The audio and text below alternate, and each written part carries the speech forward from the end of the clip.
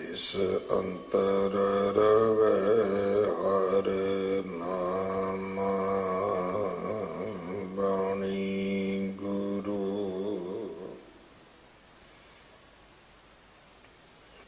गुरु है बाणी बिच बाणी अमृत सारे।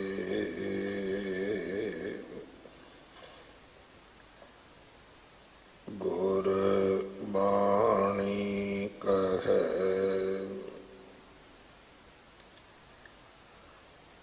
सेवक जन मान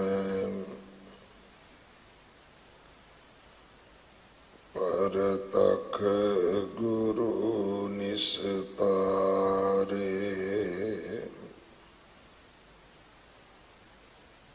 बाणी बिरलो विचारसी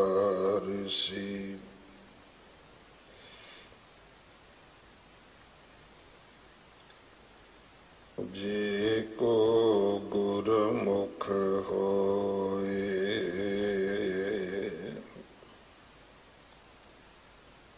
एह बाणी महापुरख की निज कर वासा होए।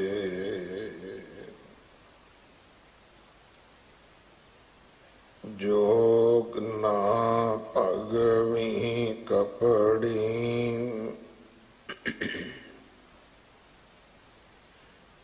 जोग न मैले वेश। नानक कर बैठिया जोग पाइए।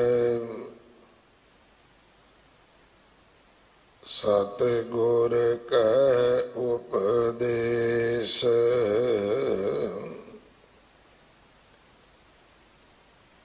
चारे कुंडा जे पवै। वेद पढ़ै जुग चार नानक साचा भेटै हर मन वसै। पावै मोख दुआर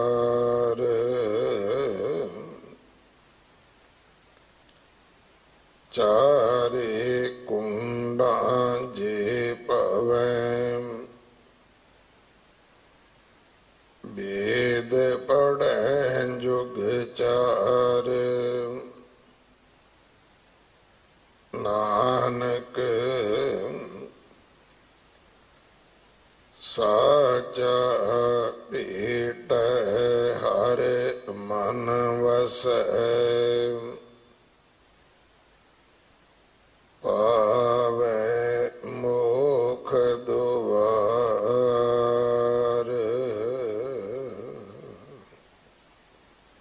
वाहिगुरु जी का खालसा वाहिगुरु जी की फतेह। श्लोक वारां ते वधीक इस बाणी दे विचों श्लोक महला तीजा दे 2 श्लोकां दा पाठ जो अज आप जी ने सरवण किया है। इन्हां श्लोकां दी विचार भाई बलदेव सिंह जी ओगरा प्रचारक श्रोमणी गुरुद्वारा प्रबंधक कमेटी आप जी नूं सरवण करवाउणगे। एक दिन का उन्हां दा समा है साडे पास। प्रबंधक सेवादारां वल्लों भाई साहब जी का धन्नवाद। ਅੰਮ੍ਰਿਤ ਸੰਚਾਰ ਹਰ ਐਤਵਾਰ 11 ਵਜੇ ਹੁੰਦਾ ਹੈ। ਗੁਰੂ ਘਰ ਦੀ ਸੇਵਾ ਦੇ ਵਿੱਚ ਗੁਰੂ ਕੇ ਲੰਗਰਾਂ ਵਾਸਤੇ ਰਸਦ, ਕੜਾ ਪ੍ਰਸ਼ਾਦ ਦੀ ਦੇਗ ਵਾਸਤੇ ਦੇਸੀ ਘਿਓ, ਬਾਲਾ ਸਾਹਿਬ ਹਸਪੀਟਲ ਵਾਸਤੇ ਬੈੱਡ ਤੋਂ ਲੈ ਕੇ ਵੈਂਟੀਲੇਟਰ ਤੱਕ ਕੋਈ ਵੀ ਸੇਵਾ ਆਪ ਜੀ ਭੇਜ ਸਕਦੇ ਹੋ। ਇਮਾਰਤ ਦੀ ਸੇਵਾ ਜਥੇਦਾਰ ਬਾਬਾ ਬਚਨ ਸਿੰਘ ਜੀ ਕਰਵਾ ਰਹੇ ਹਨ। ਆਪਣੇ ਘਰਾਂ ਦੇ ਵਿੱਚ ਬੱਚਿਆਂ ਦੇ ਨਾਲ ਪੰਜਾਬੀ ਬੋਲੋ, ਬੱਚਿਆਂ ਨੂੰ ਗੁਰਮੁਖੀ ਪੜ੍ਹਾਓ ਤਾਂ ਕਿ ਸਾਡੇ ਬੱਚੇ ਗੁਰੂ ਗ੍ਰੰਥ ਸਾਹਿਬ ਪਾਤਸ਼ਾਹ ਮਹਾਰਾਜ ਜੀ ਦੇ ਚਰਨੀ ਲੱਗ ਸਕਣ, ਗੁਰਬਾਣੀ ਦਾ ਪਾਠ ਕਰ ਸਕਣ। ਜੋ ਪ੍ਰਾਣੀ ਲੂਣ ਝਾੜੂ ਲੈ ਕੇ ਬੰਗਲਾ ਸਾਹਿਬ ਆਉਂਦੇ ਨੇ, ਮੇਰੀ ਉਹਨਾਂ ਨੂੰ ਬੇਨਤੀ ਹੈ ਕਿ ਆਪ ਜੀ ਰੋਜ਼ 10 ਦੀ ਬੇਨਤੀ ਸੁਣੋ, ਲੈ ਕੇ ਹੀ ਆਉਣਾ ਹੈ ਤੇ ਲੰਗਰ ਦੀ ਰਸਦ ਲੈ ਕੇ ਆਓ। ਲੂਣ ਝਾੜੂ ਲੋਕ ਮੁਸਲਮਾਨਾਂ ਦੀਆਂ ਮਜ਼ਾਰਾਂ ਕਬਰਾਂ ਤੇ ਚੜਾਉਂਦੇ ਹੁੰਦੇ ਸੀ। ਇਹ ਸਾਨੂੰ ਕਿੰਨੇ ਪੜ੍ਹਾਇਆ, ਕਿਵੇਂ ਪੜ੍ਹਾਇਆ? ਸੋ ਉਹ ਵਸਤੂ ਲੈ ਕੇ ਆਓ ਜਿਹੜੀ ਵਰਤ ਹੋਵੇ, ਜਿਹੜੀ ਵਰਤੀ ਜਾਏ। ਲੰਗਰ ਆਏਗਾ, ਸੰਗਤ ਛਕੇਗੀ, ਕੋਈ ਹਸਪੀਟਲ ਦੀ ਚੀਜ਼ ਆਏਗੀ, ਕਿਸੇ ਬਿਮਾਰ ਦੇ ਕੰਮ ਆਏਗੀ, ਦੇਸੀ ਘਿਓ ਆਏਗਾ, ਦੇਗ ਬਣੇਗੀ। ਲੂਣ ਦਾ ਕੀ ਬਣਾਓਗੇ? ਇਹਨਾਂ ਟਰੱਕਾਂ ਦੇ ਟਰੱਕ ਝਾੜੂਆਂ ਦਾ ਕੀ ਬਣਾਓਗੇ? ਸਿਰਫ ਦੁਕਾਨਦਾਰਾਂ ਨੂੰ ਪੈਸੇ ਵਟਾਉਣ ਤੋਂ ਵੱਧ ਇਹਦਾ ਨਾ ਕੋਈ ਗਿਆਨ ਹੈ, ਨਾ ਕੋਈ ਭਾਵ ਹੈ।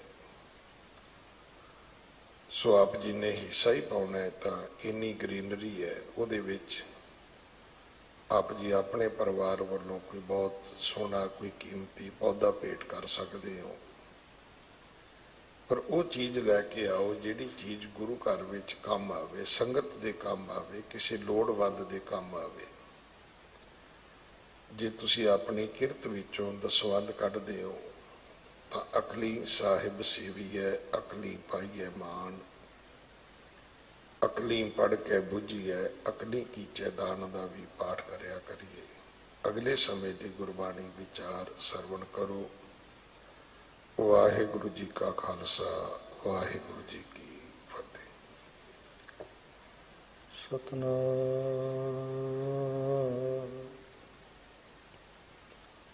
ਸ੍ਰੀ ਵਾਹਿਗੁਰੂ ਸਾਹਿਬ ਜੀਓ।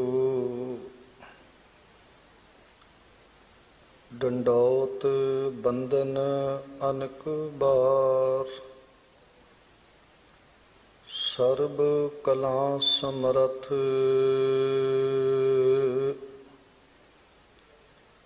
ਡੋਲਣ ਤੇ ਰਾਖੋ ਪ੍ਰਭੂ, ਨਾਨਕ ਦੇ ਕਰ ਹੱਥ।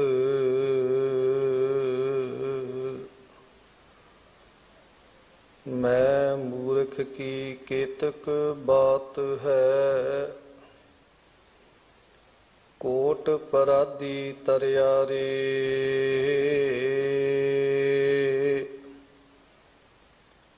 ਗੁਰ ਨਾਨਕ ਜਿਨ ਸੁਣਿਆ ਪੇਖਿਆ, ਸੇ ਫਿਰ ਗਰ ਪਾਸ ਨਾ ਪਰਿਆ ਰੇ।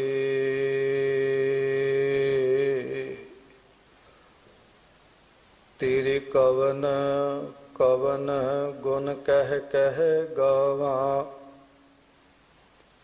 ਤੂੰ ਸਾਹਿਬ ਗੁਣੀ ਨਿਧਾਨਾ।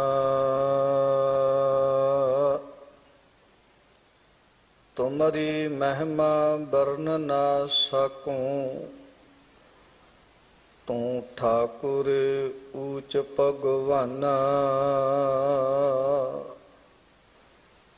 ਤੁਮਰੀ ਮਹਿਮਾ ਵਰਨ ਨਾ ਸਕੂੰ, ਤੂੰ ਠਾਕੁਰ ਊਚ ਭਗਵਾਨਾ।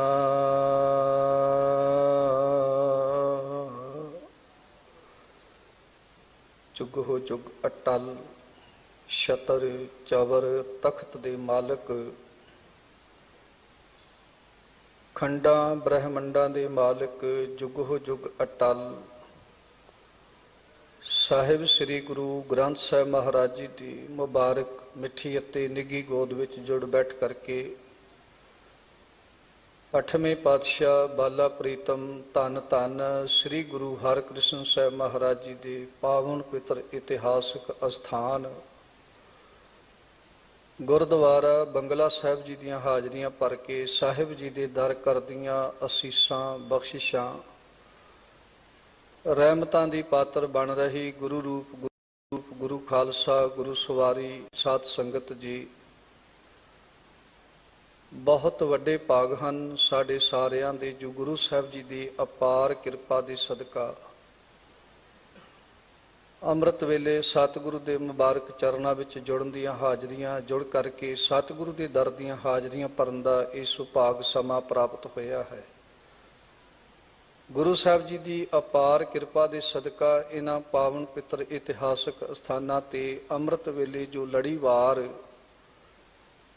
ਗੁਰਬਾਣੀ ਵਿਚਾਰ ਚੱਲਦੀ ਆ ਰਹੀ ਹੈ, ਇਸੇ ਲੜੀਵਾਰ ਗੁਰਬਾਣੀ ਵਿਚਾਰ ਦੇ ਤਹਿਤ ਆਪ ਸੰਗਤਾਂ ਨੇ ਸ਼ਲੋਕ ਵਾਰਾਂ ਤੇ ਵਧੇਕ ਵਿੱਚੋਂ ਧੰਨ ਧੰਨ ਸ੍ਰੀ ਗੁਰੂ ਅਮਰਦਾਸ ਮਹਾਰਾਜ ਜੀ ਦੇ ਮੁਬਾਰਕ ਮੁਖ ਤੋਂ ਉਚਾਰਨ ਕੀਤੇ ਹੋਏ 2 ਸ਼ਲੋਕ ਸਿੰਘ ਸਾਹਿਬ ਗਿਆਨੀ ਰਣਜੀਤ ਸਿੰਘ ਜੀ ਹੈਡ ਗ੍ਰੰਥੀ ਗੁਰਦੁਆਰਾ ਬੰਗਲਾ ਸਾਹਿਬ ਜੀ ਪਾਸੋਂ ਸਰਵਣ ਕੀਤੇ ਨੇ।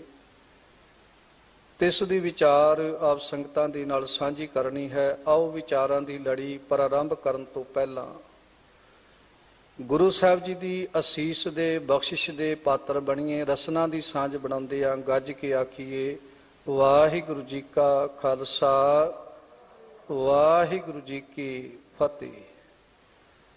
ਸਾਹਿਬ ਜੀ ਦੀ ਅਪਾਰ ਕਿਰਪਾ ਦੀ ਸਦਕਾ ਇਹਨਾਂ ਪਾਵਨ ਪਵਿੱਤਰ ਇਤਿਹਾਸਕ ਅਸਥਾਨਾਂ ਤੇ ਜੋ ਲੜੀਵਾਰ ਗੁਰਬਾਣੀ ਵਿਚਾਰ ਚੱਲਦੀ ਆ ਰਹੀ ਹੈ, ਇਸੇ ਲੜੀ ਤਹਿਤ ਅੱਜ ਸ਼ਲੋਕ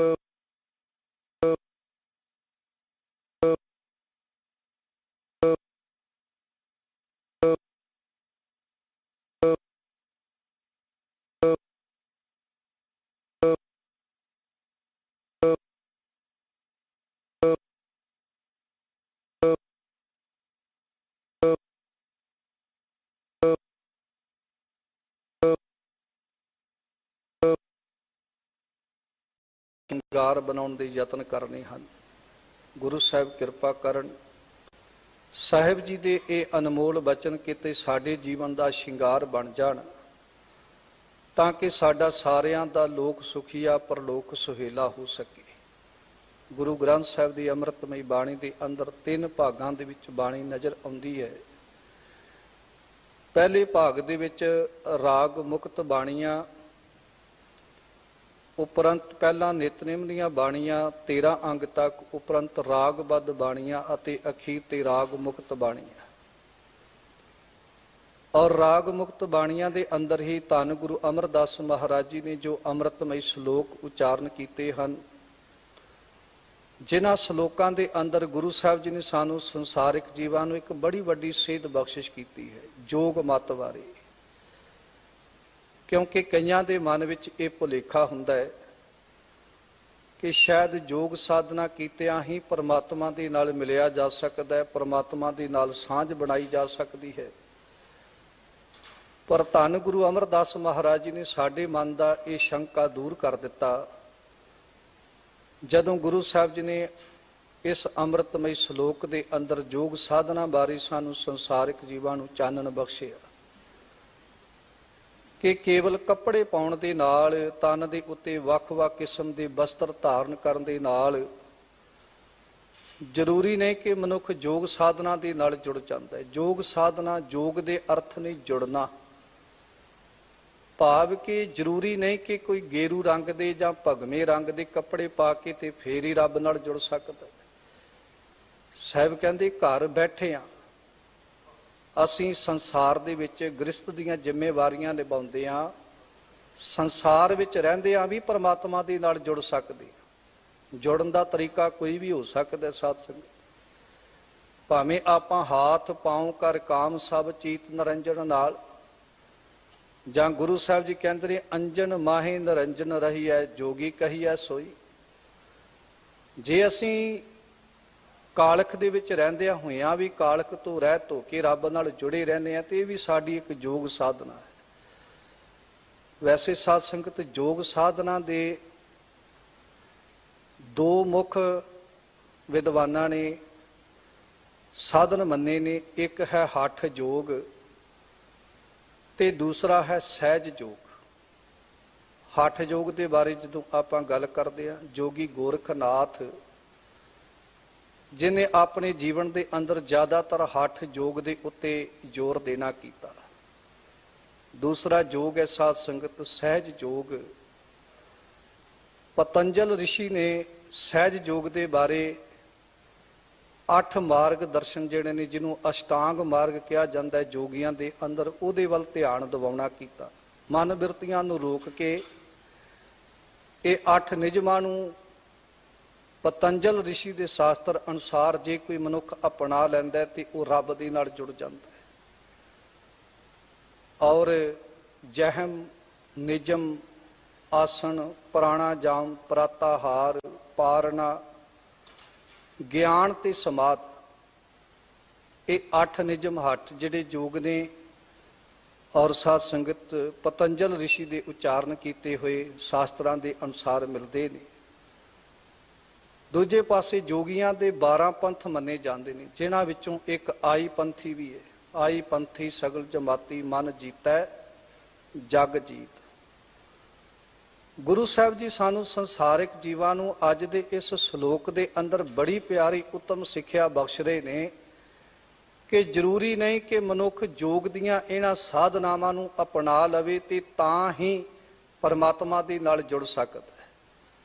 ਜ਼ਰੂਰੀ ਨਹੀਂ ਕਿ ਜੋਗੀਆਂ ਦੀ ਤਰ੍ਹਾਂ ਭਗਵੇਂ ਕੱਪੜੇ ਪਾ ਲਈਏ ਤੇ ਤਾਂ ਹੀ ਆਪਾਂ ਪਰਮਾਤਮਾ ਦੀ ਸਮਾਧੀ ਲਾ ਸਕਦੇ ਹਾਂ, ਪਰਮਾਤਮਾ ਨਾਲ ਸੰਬੰਧ ਜੋੜ ਸਕਦੇ ਹਾਂ।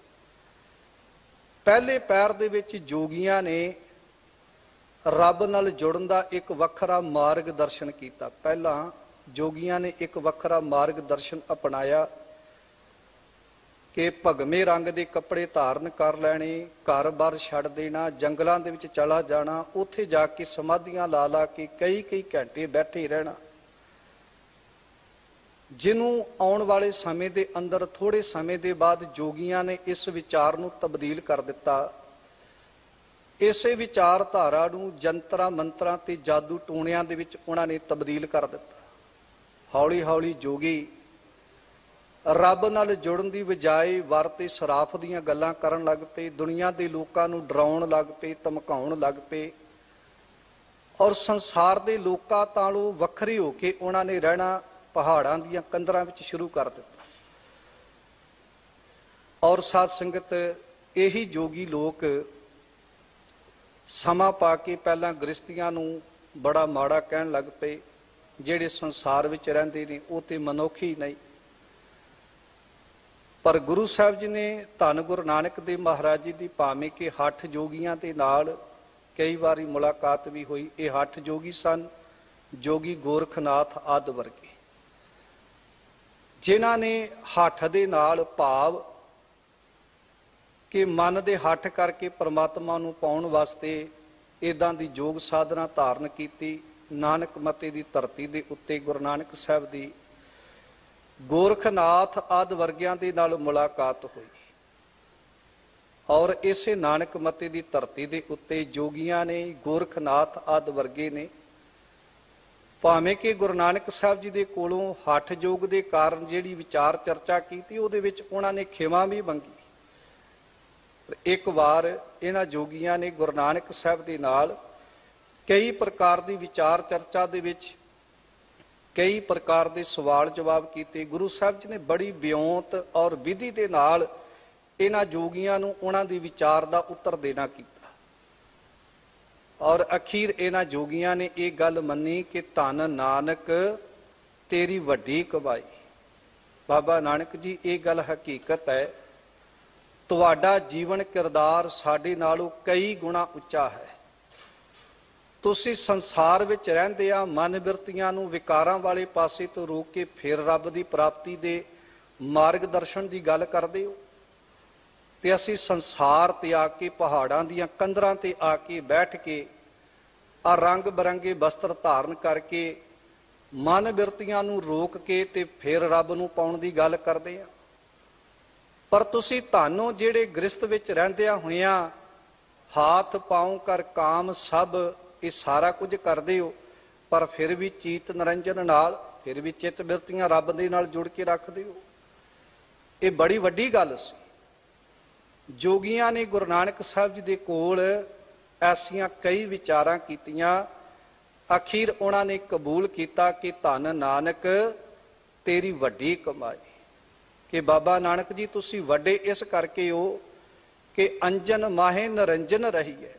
ਤੁਸੀਂ ਕਾਲਖ ਦੇ ਵਿੱਚ ਰਹਿੰਦਿਆਂ ਹੋਇਆਂ ਵੀ ਮੋਹ ਮਾਇਆ ਦੀ ਕਾਲਖ ਤੋਂ ਨਿਰਲੇਪ ਹੋ ਕੇ ਵਿਚਰ ਰਹੇ ਹੋ। ਹੁਣ ਇੱਕ ਤੇ ਬੰਦਾ ਉਹ ਹੈ ਜਿਹੜਾ ਕਾਲਖ ਛੱਡ ਕੇ ਦੂਰ ਹੀ ਚਲਾ ਗਿਆ, ਕਿ ਇੱਥੇ ਰਹਿ ਗਿਆ ਤੇ ਕੋਈ ਨਾ ਕੋਈ ਦਾਗ ਲੱਗ ਜਾਵੇਗਾ, ਕੋਈ ਨਾ ਕੋਈ ਦੋਸ਼ ਲੱਗ ਜਾਵੇਗਾ, ਉਹ ਉਸ ਵਿਚਾਰ ਤੋਂ ਦੂਰ ਹੀ ਚਲਾ ਗਿਆ। ਇੱਕ ਉਹ ਹੈ ਜਿਹੜਾ ਉੱਥੇ ਰਹਿ ਕੇ ਰੱਬ ਦੀ ਪ੍ਰਾਪਤੀ ਦੀ ਗੱਲ ਕਰਦਾ ਹੈ। ਗੁਰੂ ਨਾਨਕ ਸਾਹਿਬ ਮਹਾਰਾਜ ਜੀ ਨੇ ਜਿਵੇਂ ਅੱਜ ਦੇ ਸ਼ਲੋਕ ਵਿੱਚ ਧੰਨ ਸ੍ਰੀ ਗੁਰੂ ਅਮਰਦਾਸ ਮਹਾਰਾਜ ਜੀ ਨੇ ਵੀ ਇਸੇ ਗੱਲ ਦੇ ਉੱਤੇ ਵਜਨ ਦਿੱਤਾ ਹੈ, ਜੋਗ ਨਾ ਭਗਵੇਂ ਕੱਪੜੀ ਜੋਗ ਨਾ ਮੈਲੇ ਵੇਸ, ਨਾਨਕ ਘਰ ਬੈਠਿਆਂ ਜੋਗ ਪਾਈਐ ਸਤਿਗੁਰ ਕੈ ਉਪਦੇਸ਼। ਔਰ ਸਾਧ ਸੰਗਤ ਧੰਨ ਗੁਰੂ ਅਮਰਦਾਸ ਜੀ ਦੇ ਮੁਬਾਰਕ ਬਚਨ ਨੇ, ਘਰ ਬੈਠਿਆਂ ਹੋਇਆਂ, ਘਰ ਬੈਠੇ ਗੁਰੂ ਤੇ ਆਇਓ, ਘਰ ਬੈਠਿਆਂ ਆਪਾਂ ਗੁਰੂ ਤੇ ਆ ਕੇ ਰੱਬ ਨਾਲ ਜੁੜ ਸਕਦੇ ਆ। ਇਹ ਉਪਦੇਸ਼ ਕਿਹਨਾਂ ਨੇ ਦਿੱਤਾ ਹੈ? ਧੰਨ ਗੁਰੂ ਨਾਨਕ ਸਾਹਿਬ ਮਹਾਰਾਜ ਜੀ ਨੇ। ਧੰਨ ਗੁਰੂ ਅਮਰਦਾਸ ਮਹਾਰਾਜ ਜੀ ਨੇ ਇਸ ਗੱਲ ਦੇ ਉੱਤੇ ਹੋਰ ਮੋਹਰ ਲਾ ਦਿੱਤੀ। ਬਲਕਿ ਇੱਕ ਸਮਾਂ ਸੀ ਸਾਧ ਸੰਗਤ ਜਦੋਂ ਜੋਗੀ ਲੋਕ ਆਪਣਾ ਜੀਵਨ ਕਿਰਦਾਰ ਭੁੱਲ ਕੇ ਮਨ ਬਿਰਤੀਆਂ ਨੂੰ ਵਿਕਾਰਾਂ ਵਾਲੇ ਪਾਸੇ ਤੋਂ ਰੋਕਣ ਵਾਸਤੇ ਸੰਸਾਰ ਤੋਂ ਭੱਜ ਕੇ ਬਾਹਰ ਗਏ ਸਨ। ਪਰ ਉੱਥੇ ਜਾ ਕੇ ਵੀ ਜਦੋਂ ਉਹ ਮਨ ਬਿਰਤੀਆਂ ਨੂੰ ਵਿਕਾਰਾਂ ਵਾਲੇ ਪਾਸੇ ਤੋਂ ਨਾ ਰੋਕ ਸਕੇ ਤੇ ਫਿਰ ਵੀ ਉਹਨਾਂ ਦਾ ਧਿਆਨ ਸੰਸਾਰ ਦੇ ਪਦਾਰਥਾਂ ਵਾਲੇ ਪਾਸੇ ਜੁੜਿਆ ਰਿਹਾ, ਔਰ ਲੋਕਾਂ ਨੂੰ ਵਹਿਮਾਂ 'ਚ ਪਾ ਕੇ, ਭਰਮਾਂ ਦੇ ਵਿੱਚ ਪਾ ਕੇ ਉਹਨਾਂ ਨੇ ਠੱਗਣ ਦੇ ਯਤਨ ਕੀਤੇ। ਤੇ ਗੁਰੂ ਸਾਹਿਬ ਜੀ ਨੂੰ ਉਸ ਸਮੇਂ ਦੇ ਧਾਰਮਿਕ ਰਹਿਬਰਾਂ ਦਾ ਜੀਵਨ ਕਿਰਦਾਰ ਦੱਸਣ ਵਾਸਤੇ ਇਹ ਬਚਨ ਕਹਿਣੇ ਪੈ ਗਏ, ਜਿਹੜੇ ਧਰਮ ਦੀ ਦੁਨੀਆ ਦੇ ਅੰਦਰ ਦੁਨੀਆ ਦੇ ਲੋਕਾਂ ਨੂੰ ਧਰਮ ਮਾਰਗ ਦਰਸ਼ਨ ਦੀ ਸੋਝੀ ਕਰਾਉਣ ਵਾਲੇ ਸਨ। ਜਦੋਂ ਉਹੀ ਧਰਮ ਦੇ ਮਾਰਗ ਤੋਂ ਭਟਕ ਗਏ ਤੇ ਗੁਰੂ ਸਾਹਿਬ ਜੀ ਨੂੰ ਇਹ ਬਚਨ ਕਹਿਣੇ ਪਏ, ਕਾਦੀ ਕੂੜ ਬੋਲ ਮਲ ਖਾਏ, ਬ੍ਰਾਹਮਣ ਨਾਵੈ ਜੀਆਂ ਘਾਏ, ਜੋਗੀ ਜੁਗਤ ਨ ਜਾਣੈ ਅੰਧ ਤੀਨੇ ਉਜਾੜੇ ਕਾ ਬੰਦ। ਗੁਰੂ ਪਾਤਸ਼ਾਹ ਕਹਿਣਗੇ ਜੋਗੀ ਨੂੰ ਵੀ ਇਸ ਗੱਲ ਦਾ ਗਿਆਨ ਨਹੀਂ ਕਿ ਧਰਮ ਦੇ ਮਾਰਗ ਦਰਸ਼ਨ ਤੇ ਕਿਵੇਂ ਚੱਲਿਆ ਜਾ ਸਕਦਾ ਹੈ, ਪਰਮਾਤਮਾ ਦੀ ਪ੍ਰਾਪਤੀ ਸੰਸਾਰ ਵਿੱਚ ਰਹਿੰਦਿਆਂ ਕਿਵੇਂ ਕੀਤੀ ਜਾ ਸਕਦੀ ਹੈ।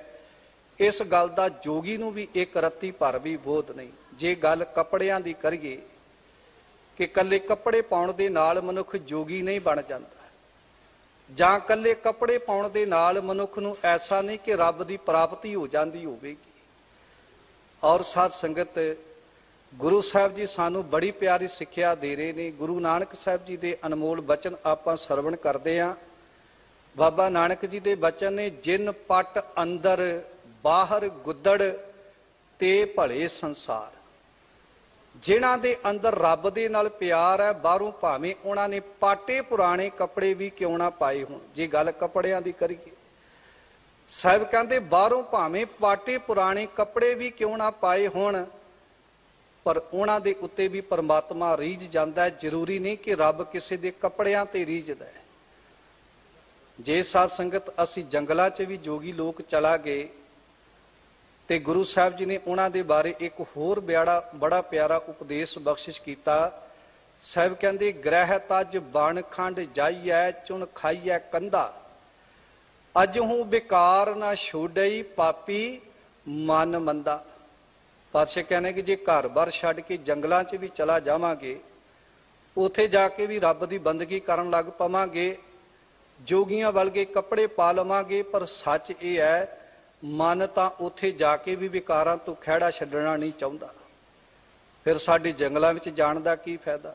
ਫਰੀਦਾ ਜੰਗਲ ਜੰਗਲ ਕਿਆ ਭਵੇ, ਵਣ ਕੰਡਾ ਮੂੜੇ ਵਸੀ ਰੱਬ ਹਿਆਲੀ ਹੈ, ਜੰਗਲ ਕਿਆ ਟੁੰਡੇ। ਰੱਬ ਤਾਂ ਸਾਡੇ ਅੰਦਰ ਵੱਸਦਾ ਸੀ, ਜੰਗਲਾਂ ਵਿੱਚ ਜਾ ਕੇ ਲੱਭਦੇ ਫਿਰਦੇ। ਇਸੇ ਕਰਕੇ ਗੁਰੂ ਨਾਨਕ ਸਾਹਿਬ ਨੇ ਜੋਗੀਆਂ ਨੂੰ ਇਹ ਅੰਮ੍ਰਿਤਮਈ ਉਪਦੇਸ਼ ਬਖਸ਼ਿਸ਼ ਕੀਤਾ ਤੇ ਗੋਰਖ ਮੱਥੇ ਦੀ ਧਰਤੀ ਦੇ ਉੱਤੇ, ਖਾਸ ਕਰਕੇ ਨਾਨਕ ਮੱਥੇ ਦੀ ਧਰਤੀ ਦੇ ਉੱਤੇ ਇਹਨਾਂ ਜੋਗੀਆਂ ਨੇ ਗੁਰੂ ਨਾਨਕ ਸਾਹਿਬ ਮਹਾਰਾਜ ਜੀ ਦੇ ਨਾਲ ਵਿਚਾਰ ਚਰਚਾ ਕੀਤੀ। ਵਿਚਾਰ ਚਰਚਾ ਵਿੱਚ ਜਿੱਤਣ ਦੇ ਯਤਨ ਕੀਤੇ। ਅਖੀਰ ਇਹਨਾਂ ਨੇ ਇਥੋਂ ਤੱਕ ਵੀ ਬਚਨ ਕੀਤੇ कि प्रथमे हमारे गुर को थाना गोरख मता नाम सब थाना। ये गोरख मथे की धरती ते जिथे आम तौर के उत्ते उस धरती का नाम गोरख मता करके जानिया जाता सी। जदों गुरु नानक साहब जी गए, जोगियां नाल विचार चर्चा हुई। जोगियां ने कई प्रकार के बाबा नानक जी नूं जितन वास्ते दंभ ते पखंड रचे। इथों तक भी कह दिता, बाबा नानक जी इस इलाके विच तुहाडी विचार नहीं चलनी, क्योंकि इस इलाके विच साडा प्रभाव है। लोग सानू जानते ने, लोग साडी विचार नूं जानते ने। ये धरती दे उत्ते साडा नाम चलदा है। बाबा नानक जी ने जदों उस धरती ते मुबारक चरण पाए, लोकां ने गुरु नानक साहब दे चरनां ते आके सिर निवाउणा कीता। जोगियां नूं ये गल ठीक ना जापी। उन्होंने इथों तक भी गुरु नानक साहब नूं कहा, बाबा नानक जी जे तुहानू भरोसा नहीं हुंदा ते तुसीं इस धरती तो ही आपां पुछ लैंदे आ कि ये धरती है किहदी। और साध संगत उन्होंने धरती दे हेठां एक बच्चे नूं टोआ पुट के उहदे विच दब दिता। ये भी एक पखंड रचिया गुरु नानक साहब जी दे सन्मुख कि तुसीं भावें जिन्ना मर्जी जोर लावो, इस इलाके दे लोक तुहानू इत्थे मन्नण वास्ते तैयार नहीं। और जदों टोआ पुट के धरती दे हेठां एक बच्चे नूं नप्पिया ते आवाज मार के जोगियां ने कहा, बाबा नानक जी आपां धरती तो पुछ लैंदे आ, ये धरती किहदी है। बाबा नानक जी कहण लगे, पुछ लैंदे आ।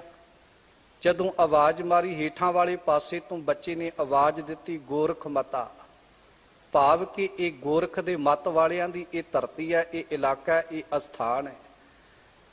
बाबा नानक जी ने उन्हां दा पखंड उगाड़िया।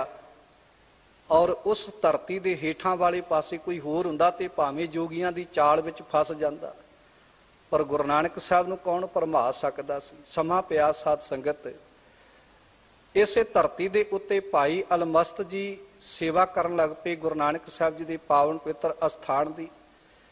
और इस धरती का नाम पै गया नानक मता। अज जिस धरती नूं आपां नानक मता कह के सजदा करदे आ, इत्थे गुरु नानक साहब की यह हठ योग वारियां दे नाल विचार हुई। क्योंकि गुरु साहब जी का सिद्धांत सी, मन हठ किनै न पायो सब थके कर्म कमाए। मन हठ भेख कर भरम दे दुख पाया दूजै भाए। पासे कहने कि मन हठ दे द्वारा कदे भी रब की प्राप्ति नहीं की जा सकती। जदों धन गुरु हरगोबिंद साहब जी नूं पता लग्या इस धरती ते रहन वाले भाई अलमस्त जी जिहड़े गुरु नानक साहब जी के पावन पवित्र अस्थान की सेवा संभाल कर रहे सन, कि जोगी लोकां ने हुण गुरु नानक साहब जी के इस प्यारे सेवक भाई अलमस्त जी नूं तंग करना शुरू कर दिता। बार बार उन्हां लागे जाके इथों तक गुरु नानक साहब दीआं इस धरती तो निशानियां मिटाउण दे यतन कीते। क्यों? वो कहंदे गोरख मता हमारे गुरु दा ये थां है, साडे गोरख मथा, साडे गुर को थाना। इस धरती का नाम ते गोरख मता सी, पर गुरु नानक साहब जी दे गुर को नाम अलोप होए गयो, नानक नाम जगत विदतयो। कहने कि साडे गुरु दा ते इत्थे गुरु साहब जी ने आके नाम ही मिटा दिता है। इत्थे गुरु नानक दा नाम विदतयो तो भाव कि इत्थे गुरु नानक दा नाम प्रगट हो गया। लोक इलाके दे गुरु नानक साहब जी कह के इस धरती नूं पुकारदे ने। इसे करके भाई अलमस्त जी नूं उन्हां ने इस धरती तो बाहर कड्ढण वास्ते, तां कि गुरु नानक दे नाम तो जिथे वो सेवा करते ने, जे भाई अलमस्त जी चला जाणगे तो शायद मुड़ के इस धरती के उत्ते गोरख का नाम वजना शुरू हो जाएगा। हठ जोगियां की गल संसार ते चल पवेगी। पर धन गुरु हरगोबिंद साहब महाराज जी ने आप उस धरती ते पहुँच के वेख्या, जिहड़ा निशानी पिपल दी सी उन्होंने भी उन्होंने साड़न के यतन किए। होर भी कई प्रकार के इत्थे ਧੰਨ ਗੁਰੂ ਹਰਗੋਬਿੰਦ ਸਾਹਿਬ ਮਹਾਰਾਜ ਜੀ ਦੇ ਨਾਲ ਵੀ ਉਹਨਾਂ ਨੇ ਹੱਠ ਯੋਗ ਵਾਲਿਆਂ ਨੇ ਵਿਚਾਰਾਂ ਕੀਤੀਆਂ। ਅਖੀਰ ਉਹਨਾਂ ਨੇ ਧੰਨ ਗੁਰੂ ਹਰਗੋਬਿੰਦ ਸਾਹਿਬ ਜੀ ਦੇ ਮੁਬਾਰਕ ਚਰਨਾਂ ਵਿੱਚ ਆਪਣੀ ਹੇਠੀ ਸਮਝਦਿਆਂ ਹੋਇਆਂ ਸਤਿਗੁਰੂ ਦੇ ਚਰਨਾਂ ਵਿੱਚ ਆ ਕੇ ਸੀਸ ਝੁਕਾ ਕੇ ਆਪਣੇ ਕੀਤੇ ਹੋਏ ਕੁਕਰਮਾਂ ਦੀ ਮੁਆਫੀ ਮੰਗੀ। ਭਾਵ ਕਿ ਜਿਹੜੀਆਂ ਗਲਤੀਆਂ ਕੀਤੀਆਂ ਨੇ, ਗੁਰੂ ਨਾਨਕ ਸਾਹਿਬ ਦਾ ਨਾਮੋ ਨਿਸ਼ਾਨ ਇਸ ਧਰਤੀ ਤੋਂ ਮਿਟਾਉਣ ਵਾਸਤੇ, ਨਿਸ਼ਾਨੀਆਂ ਮਿਟਾਉਣ ਵਾਸਤੇ ਉਸ ਕੀਤੇ ਹੋਏ ਆਪਣੇ ਕਰਮਾਂ ਦੀ ਉਹਨਾਂ ਨੇ ਮੁਆਫੀ ਮੰਗੀ ਤੇ ਗੁਰੂ ਹਰਗੋਬਿੰਦ ਸਾਹਿਬ ਜੀ ਦੇ ਚਰਨਾਂ ਵਿੱਚ ਸੀਸ ਝੁਕਾਇਆ। ਔਰ ਸਾਧ ਸੰਗਤ, ਇੱਥੋਂ ਤੱਕ ਵੀ ਇਤਿਹਾਸ ਦੇ ਬੋਲ ਮੰਨੇ ਜਾਂਦੇ ਨੇ। ਇੱਕ ਸਮਾਂ ਆਇਆ ਸਾਧ ਸੰਗਤ, ਜਦੋਂ ਜੋਗੀਆਂ ਦੇ ਵਿੱਚ ਇਹ ਗੱਲ ਚੱਲ ਪਈ ਗੁਰੂ ਨਾਨਕ ਸਾਹਿਬ ਦੇ ਸਮੇਂ ਤੇ, ਕਿ ਅਸੀਂ ਤੇ ਘਰ-ਬਾਰ ਛੱਡ ਕੇ ਭਗਵੇਂ ਰੰਗ ਦੇ ਕੱਪੜੇ ਪਾ ਕੇ ਔਰ ਜੰਗਲਾਂ ਦੇ ਵਿੱਚ ਆ ਕੇ, ਪਹਾੜਾਂ ਦੀਆਂ ਕੰਦਰਾਂ ਦੇ ਵਿੱਚ ਆ ਕੇ ਲੁਕ ਕੇ ਬੈਠ ਕੇ ਯੋਗ ਸਾਧਨਾ ਕਰਦੇ ਹਾਂ ਤੇ ਲੋਕ ਸਾਡਾ ਸਤਿਕਾਰ ਕਰਦੇ ਨੇ।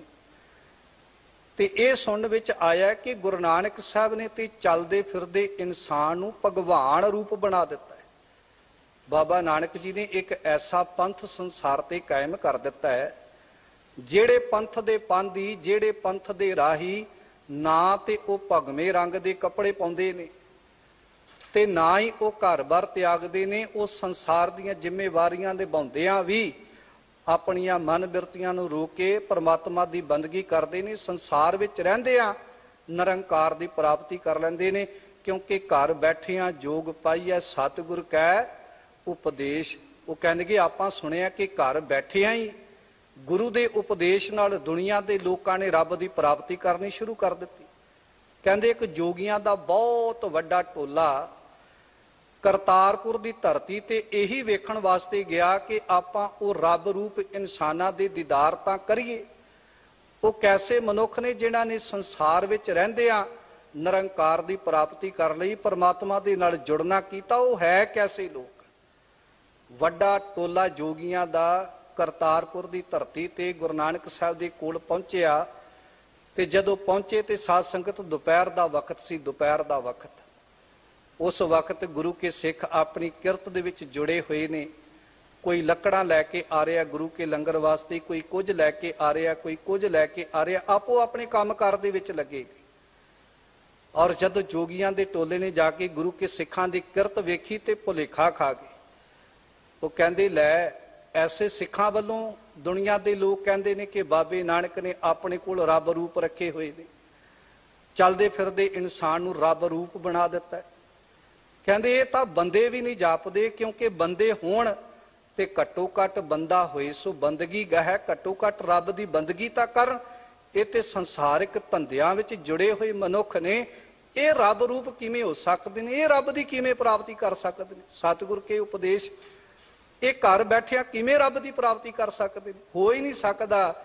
ਇਹ ਤਾਂ ਇਨਸਾਨ ਵੀ ਨਹੀਂ, ਭਗਵਾਨ ਰੂਪ ਕਹਿਣਾ ਤੇ ਬੜੀ ਦੂਰ ਦੀ ਗੱਲ ਹੈ। ਭੁਲੇਖਾ ਖਾ ਗਏ ਜੋਗੀ। ਜਦੋਂ ਦੁਪਹਿਰ ਦਾ ਵਕਤ ਸੀ, ਜੋਗੀਆਂ ਨੇ ਸਿੱਖਾਂ ਨੂੰ ਕਿਰਤ ਵਿੱਚ ਉਲਝਿਆ ਵੇਖ ਕੇ ਕਹਿ ਦਿੱਤਾ ਕਿ ਇਹ ਤਾਂ ਬੰਦੇ ਵੀ ਨਹੀਂ ਜਾਪਦੇ। ਸ਼ਾਮ ਦਾ ਵਕਤ ਹੋਇਆ, ਸੋਦਰ ਆਰਤੀ ਗਾਵੀਐ, ਅੰਮ੍ਰਿਤ ਵੇਲਾ ਜਾਪ ਉਚਾਰਾ। ਇਹ ਕਰਤਾਰਪੁਰ ਦੀ ਧਰਤੀ ਦਾ ਨਿਯਮ ਸੀ। ਜਦੋਂ ਸੋਦਰ ਦਾ ਵਕਤ ਹੋਇਆ ਤੇ ਜਿਹੜੇ ਗੁਰੂ ਕੇ ਸਿੱਖ ਸਾਧ ਸੰਗਤ ਦਿਨ ਵੇਲੇ ਕਿਰਤ ਦੇ ਵਿੱਚ ਜੁੜੇ ਸਨ, ਸਾਰੇ ਇੱਕ ਥਾਂ ਦੇ ਉੱਤੇ ਧਰਮਸ਼ਾਲਾ 'ਚ ਇਕੱਠੇ ਹੋ ਗਏ। ਔਰ ਜਦੋਂ ਇੱਕ ਥਾਂ ਦੇ ਉੱਤੇ ਇਕੱਤਰ ਹੋਏ ਇਕੱਤਰ ਮਿਲੋ ਮੇਰੇ ਭਾਈ ਦੁਬਦਾ ਦੂਰ ਕਰੋ ਲਿਵ ਲਾਏ। ਜਦੋਂ ਉਹਨਾਂ ਇਕਾਗਰ ਚਿਤ ਹੋ ਕੇ ਬੈਠ ਕੇ ਸੋਦਰ ਦਾ ਜਾਪ ਕੀਤਾ ਤੇ ਜੋਗੀ ਆਉਂਦਿਆਂ ਸਾਰ ਜਿਹੜੀ ਵਿਚਾਰ ਲੈ ਕੇ ਆਏ ਸਨ, ਵੇਖ ਕੇ ਕਹਿ ਗਏ ਸਨ ਕਿ ਇਹ ਤੇ ਬੰਦੇ ਵੀ ਨਹੀਂ ਜਾਪਦੇ। ਪਰ ਜਦੋਂ ਉਹਨਾਂ ਸਾਰਿਆਂ ਨੂੰ ਇੱਕ ਥਾਂ ਦੇ ਉੱਤੇ ਇਕੱਠਿਆਂ ਵੇਖਿਆ ਤੇ ਜੋਗੀਆਂ ਨੇ ਆਪ ਮੁਹਾਰੇ ਆਪਣੇ ਮੁਖ ਤੋਂ ਬਚਨ ਕਹੇ। ਕਹਿੰਦੇ ਨਹੀਂ, ਇਹ ਘੱਟੋ ਘੱਟ ਇਨਸਾਨ ਤੇ ਹੈ, ਜਿਹੜੇ ਸ਼ਾਮ ਦੇ ਵਕਤ ਘੱਟੋ ਘੱਟ ਇਕੱਠੇ ਹੋ ਕੇ ਬਹਿ ਕੇ ਪ੍ਰਮਾਤਮਾ ਦੀ ਭਜਨ ਬੰਦਗੀ ਕਰ ਰਹੇ ਨੇ। ਕਹਿੰਦੇ ਇਨਸਾਨ ਹੈ, ਆਪਾਂ ਆਉਂਦਿਆਂ ਸਾਰ ਗਲਤੀ ਖਾ ਲਈ। ਬਾਬਾ ਨਾਨਕ ਜੀ ਨੇ ਰਾਤ ਰਹਿਣ ਵਾਸਤੇ ਬੇਨਤੀ ਕੀਤੀ। ਜੋਗੀਆਂ ਦਾ ਟੋਲਾ ਰਾਤ ਰੁਕਿਆ। ਹੁਣ ਜੋਗੀਆਂ ਤੇ ਸਵੇਰੇ ਅੰਮ੍ਰਿਤ ਵੇਲੇ ਲੇਟ ਹੀ ਉੱਠਣਾ ਸੀ, ਕਿਸੇ ਨੇ 7 ਵਜੇ, ਕਿਸੇ ਨੇ 8 ਵਜੇ। ਪਰ ਗੁਰੂ ਨਾਨਕ ਦੇ ਸਿੱਖ ਅੰਮ੍ਰਿਤ ਵੇਲੇ ਕੋਈ 3 ਵਜੇ, ਕੋਈ 4 ਵਜੇ, ਕੋਈ 2 ਵਜੇ ਉੱਠ ਕੇ ਇਸ਼ਨਾਨ ਪਾਣ ਕਰਕੇ ਫਿਰ ਅੰਮ੍ਰਿਤ ਵੇਲੇ ਜਾਪ ਉਚਾਰਾ, ਫਿਰ ਪਰਮਾਤਮਾ ਦੀ ਭਜਨ ਬੰਦਗੀ ਵਿੱਚ ਜੁੜ ਕੇ ਜਦੋਂ ਅੰਮ੍ਰਿਤ ਵੇਲੇ ਗੁਰਬਾਣੀ ਦੇ ਪੜ੍ਹੇ ਜਾਂਦੇ ਸ਼ਬਦਾਂ ਦੀ ਆਵਾਜ਼ ਇਹਨਾਂ ਜੋਗੀਆਂ ਦੇ ਕੰਨਾਂ ਵਿੱਚ ਪਈ। ਸਵੇਰ ਹੋਇਆ ਤੇ ਜੋਗੀਆਂ ਨੇ ਉਸ ਵਕਤ ਵਿਚਾਰ ਕਰਕੇ ਬਾਬਾ ਨਾਨਕ ਜੀ ਦੇ ਕੋਲ ਜਾ ਕੇ ਇਹ ਬੇਨਤੀ ਕੀਤੀ, ਬਾਬਾ ਨਾਨਕ ਜੀ, ਅਸੀਂ ਜਦੋਂ ਆਏ ਸੀ ਮਨ ਵਿੱਚ ਵਿਚਾਰ ਸੀ ਸਿੱਖਾਂ ਦੀ ਕਿਰਤ ਵੇਖ ਕੇ ਕਿ ਇਹ ਤਾਂ ਬੰਦੇ ਵੀ ਨਹੀਂ ਜਾਪਦੇ, ਪਰ ਸ਼ਾਮ ਦੇ ਵਕਤ ਇਹਨਾਂ ਨੂੰ ਜੁੜਿਆ ਹੋਇਆਂ ਨੂੰ ਦੇਖ ਕੇ ਅਸੀਂ ਬਚਨ ਕਹੇ ਇਹ ਤੇ ਬੰਦੇ ਨੇ, ਪਰ ਹੁਣ ਸਵੇਰ ਦੀ ਇਹਨਾਂ ਦੀ ਅੰਮ੍ਰਿਤ ਵੇਲੇ ਦੀ ਕਿਰਤ ਵੇਖ ਕੇ ਅਸੀਂ ਕਹਾਂਗੇ ਇਹ ਬੰਦੇ ਵੀ ਨਹੀਂ, ਅਸਲ ਇਹ ਤਾਂ ਦੇਵਤੇ ਨੇ। ਦੇਵਤੇ ਜਿਹੜੇ ਸ਼ਾਮ ਨੂੰ ਵੀ ਰੱਬ ਦੀ ਬੰਦਗੀ ਕਰਦੇ ਨੇ, ਸਵੇਰ ਵੇਲੇ ਵੀ ਰੱਬ ਦੀ ਬੰਦਗੀ ਕਰਦੇ।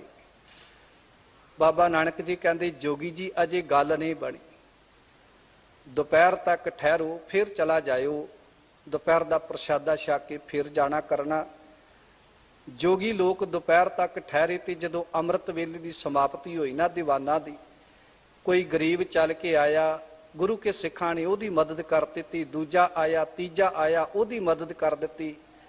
ਕਈਆਂ ਨੇ ਆ ਕੇ ਪੁਕਾਰ ਕੀਤੀ, ਮੇਰੀ ਬੱਚੀ ਦਾ ਵਿਆਹ ਕਰਨ ਵਾਲਾ, ਉਹਦੇ ਵਾਸਤੇ ਅੰਨ ਧਨ ਚਾਹੀਦਾ। ਗੁਰੂ ਕੇ ਸਿੱਖਾਂ ਨੇ ਆਪਣੀ ਕਿਰਤ ਦੇ ਵਿੱਚੋਂ ਜਿਹੜਾ ਦਸਵੰਧ ਕੱਢਿਆ ਸੀ ਉਹਦੇ ਵਿੱਚੋਂ ਉਹਨਾਂ ਦੀ ਸਹਾਇਤਾ ਕਰਨੀ ਕੀਤੀ।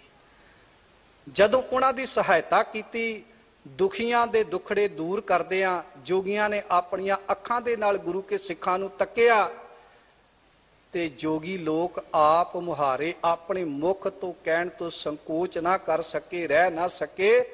ਉਹਨਾਂ ਚਲਦਿਆਂ ਚਲਦਿਆਂ ਗੁਰੂ ਕੇ ਸਿੱਖਾਂ ਦਾ ਵਿਵਹਾਰ ਵੇਖ ਕੇ, ਉਹਨਾਂ ਦੇ ਪਰ ਉਪਕਾਰ ਵੇਖ ਕੇ, ਉਹਨਾਂ ਦੀ ਕਿਰਤ ਵੇਖ ਕੇ ਇਹ ਬਚਨ ਕਹਿ ਦਿੱਤੇ, ਬਾਬਾ ਨਾਨਕ ਜੀ, ਅਸੀਂ ਸੱਚ ਕਹਿੰਦੇ ਹਾਂ, ਵਾਕਈ ਜੋ ਕਿਸੇ ਨੇ ਸਾਡੇ ਕੰਨਾਂ ਵਿੱਚ ਸ਼ਬਦ ਕਹੇ ਸੀ ਕਿ ਆਪ ਜੀ ਨੇ ਚੱਲਦੇ ਫਿਰਦੇ ਇਨਸਾਨ ਨੂੰ ਭਗਵਾਨ ਰੂਪ ਬਣਾ ਦਿੱਤਾ, ਰੱਬ ਰੂਪ ਬਣਾ ਦਿੱਤਾ, ਇਹ ਵਾਕਈ ਇਹ ਤੁਸੀਂ ਰੱਬ ਰੂਪ ਆਪਣੇ ਦੇ ਕੋਲੋਂ ਬਿਠਾਇਆ ਹੋਇਆ, ਇਹ ਰੱਬ ਰੂਪ ਬਿਠਾਏ ਹੋਏ ਨੇ। ਵਾਕਈ ਗੁਰੂ ਨੇ ਉਪਦੇਸ਼ ਦੇ ਕੇ ਚੱਲਦੇ ਫਿਰਦੇ ਇਨਸਾਨ ਨੂੰ ਹਰ ਹਰ ਜਨ ਦੋਇ ਏਕ ਹੈ, ਬਿਬ ਵਿਚਾਰ ਕਛ ਨਾਹੀਂ, ਜਲ ਤੇ ਉਪਜ ਤਰੰਗ ਜਿਉ ਜਲ ਹੀ ਵਿਖੈ ਸਮਾਹੀ। ਚੱਲਦੇ ਫਿਰਦੇ ਇਨਸਾਨ ਨੂੰ ਰੱਬ ਰੂਪ ਬਣਾ ਦਿੱਤਾ ਹੈ। ਇਸੇ ਕਰਕੇ ਆਪਾਂ ਬਚਨ ਕਹਿੰਦੇ ਆ, ਬਲਹਾਰੀ ਗੁਰ ਆਪਣੇ ਦਿਵਹਾੜੀ ਸਦਵਾਰ, ਜਿਨ ਮਾਨਸ ਤੇ ਦੇਵਤੇ ਕੀਏ ਕਰਤ ਨਾ ਲਾਗੀ ਵਾਰ। ਗੁਰੂ ਨੂੰ ਇੱਕ ਪਲ ਨਹੀਂ ਲੱਗਿਆ ਉਪਦੇਸ਼ ਦੇ ਕੇ ਚੱਲਦੇ ਫਿਰਦੇ ਇਨਸਾਨ ਨੂੰ ਰੱਬ ਰੂਪ ਬਣਾਉਂਦੇ ਆ। ਅੱਜ ਵੀ ਸਾਧ ਸੰਗਤ, ਜੇ ਕੋਈ ਮਨੁੱਖ ਸੰਸਾਰ ਵਿੱਚ ਰਹਿੰਦੇ ਆ ਨਿਰੰਕਾਰ ਦੇ ਨਾਲ ਜੁੜਦਾ ਹੈ, ਪਰਮਾਤਮਾ ਦਾ ਨਾਮ ਜਪਦਾ ਹੈ, ਵਾਹਿਗੁਰੂ ਦੀ ਬੰਦਗੀ ਕਰਦਾ ਹੈ, ਸੰਸਾਰ ਵਿੱਚ ਰਹਿੰਦੇ ਆ ਨਿਰੰਕਾਰ ਦੀ ਪ੍ਰਾਪਤੀ ਵਾਸਤੇ ਯਤਨ ਕਰਦਾ ਹੈ, ਤੇ ਸੱਚ ਜਾਣਿਓ ਉਹ ਚੱਲਦਾ ਫਿਰਦਾ ਇਨਸਾਨ ਰੱਬ ਰੂਪ ਹੋ ਸਕਦਾ ਹੈ। ਕਿਉਂਕਿ ਗੁਰਮਤਿ ਦਾ ਇਹ ਸਿਧਾਂਤ ਹੈ, ਉਦਮ ਕਰਿੰਦਿਆਂ ਜੀਓ ਤੂੰ, ਕਮਾਵਦਿਆਂ ਸੁਖ ਪੁੰਚ, ਧਿਆਇਂਦਿਆਂ ਹਰ ਪ੍ਰਭੂ ਮਿਲ, ਨਾਨਕ ਉਤਰੀ ਚਿੰਤ। ਕਿਉਂਕਿ ਗੁਰਮਤਿ ਦੇ ਗਾਡੀ ਰਾਹ ਤੇ ਚੱਲਦਿਆਂ ਗੁਰੂ ਕਾ ਸਿੱਖ ਕਦੇ ਭੇਖ ਨੂੰ, ਕਦੇ ਪਖੰਡ ਨੂੰ ਸੰਸਾਰ ਤੇ ਪਹਿਲ ਨਹੀਂ ਦਿੰਦਾ। ਗੱਲ ਕੱਪੜਿਆਂ ਦੀ ਨਹੀਂ, ਗੁਰੂ ਸਾਹਿਬ ਜੀ ਕਹਿੰਦੇ, ਗੱਲੀ ਜੋਗ ਨਾ ਹੋਈ, ਏਕ ਦ੍ਰਿਸ਼ਟ ਕਰ ਸੰਸਰ ਜਾਣੈ, ਜੋਗੀ ਕਹੀਐ ਸੋਈ। ਜਿਹੜਾ ਸਾਰੇ ਸੰਸਾਰ ਨੂੰ ਇੱਕ ਨਜ਼ਰ ਦੇ ਨਾਲ ਤੱਕਦਾ ਹੈ, ਜਿਹੜਾ ਸਾਰੇ ਸੰਸਾਰ ਨੂੰ ਇੱਕ ਨਜ਼ਰੀਏ ਦੇ ਨਾਲ ਤੱਕਦਾ ਹੈ, ਸਾਰਿਆਂ ਦੇ ਵਿੱਚੋਂ ਇੱਕ ਨਿਰੰਕਾਰ ਨੂੰ ਵੇਖਦਾ ਹੈ, ਸੱਚ ਜਾਣਿਓ ਉਹੀ ਸੰਸਾਰ ਦੇ ਉੱਤੇ ਅਸਲੀ ਜੋਗੀ ਹੈ, ਜਿਹਨੇ ਮਨ ਬਿਰਤੀਆਂ ਨੂੰ ਰੋਕ ਕੇ ਸੰਸਾਰ ਵਿੱਚ ਰਹਿੰਦਿਆਂ ਨਿਰੰਕਾਰ ਦੀ ਪ੍ਰਾਪਤੀ ਕਰ ਲਈ।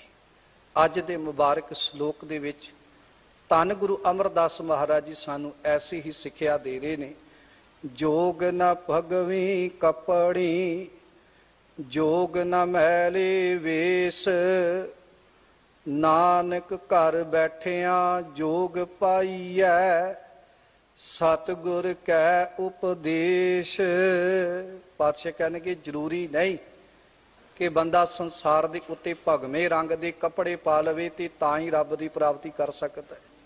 ਹੁਣ ਸਾਧ ਸੰਗਤ, ਜੋਗ ਨਾ ਮੈਲੇ ਵੇਸ, ਕਈ ਐਸੇ ਵੀ ਮਨੁੱਖ ਨੇ ਜਿਹੜੇ ਸਾਰੀ ਜ਼ਿੰਦਗੀ ਮੈਲਾ ਵੇਸ ਸੰਸਾਰ ਤੇ ਧਾਰਨ ਕਰਕੇ ਰੱਖਦੇ ਨੇ, ਭਾਵ ਕਿ ਆਪਣੇ ਤਨ ਦੇ ਉੱਤੇ ਗੰਦਗੀ ਭਰੇ ਬਸਤਰ ਪਹਿਨ ਕੇ ਰੱਖਦੇ ਨੇ। ਆਪਾਂ ਕਈ ਵਾਰੀ ਇਹ ਵੀ ਸੋਚ ਲੈਂਦੇ ਆ ਕਿ ਸ਼ਾਇਦ ਵੇਖੋ ਇਹ ਬੰਦਾ ਜੰਗਲ ਵਿੱਚ ਰਹਿ ਰਿਹਾ, ਇਹਨੇ ਆਪਣੇ ਵਾਲਾਂ ਦੀਆਂ ਜਟਾਵਾਂ ਵਧਾਈਆਂ ਹੋਣੀਆਂ ਨੇ, ਇਹਨੇ ਬੜੀ ਬੰਦਗੀ ਕੀਤੀ ਹੋਵੇਗੀ, ਬੜਾ ਤਪ ਕੀਤਾ ਹੋਵੇਗਾ, ਭਾਵੇਂ ਕਿ ਉਹਨੇ ਕਦੇ ਇਸ਼ਨਾਨ ਨਾ ਕੀਤਾ ਹੋਵੇ, ਆਪਾਂ ਕਵਾਂਗੇ ਵੇਖੋ ਭਾਈ ਇਹ ਬੰਦਾ ਵਾਕਈ ਰੱਬ ਨਾਲ ਜੁੜਿਆ ਹੋ ਸਕਦਾ। ਕਿਉਂਕਿ ਸਾਡੇ ਮਨ ਵਿੱਚ ਕਈ ਵਾਰੀ ਇਹ ਵੀ ਖਿਆਲ ਆਉਂਦੇ ਨੇ ਕਿ ਜਿਹੜਾ ਸੰਸਾਰ ਵਿੱਚ ਰਹਿੰਦੇ ਆ, ਹਰ ਰੋਜ਼ ਉੱਠਦਾ ਇਸ਼ਨਾਨ ਕਰਦਾ ਤੇ ਇਹ ਤੇ ਬੰਦਾ ਗ੍ਰਸਤ ਨਾਲ ਜੁੜਿਆ ਹੋਇਆ, ਇਹ ਥੋੜਾ ਰੱਬ ਦੀ ਪ੍ਰਾਪਤੀ ਕਰ ਸਕਦਾ।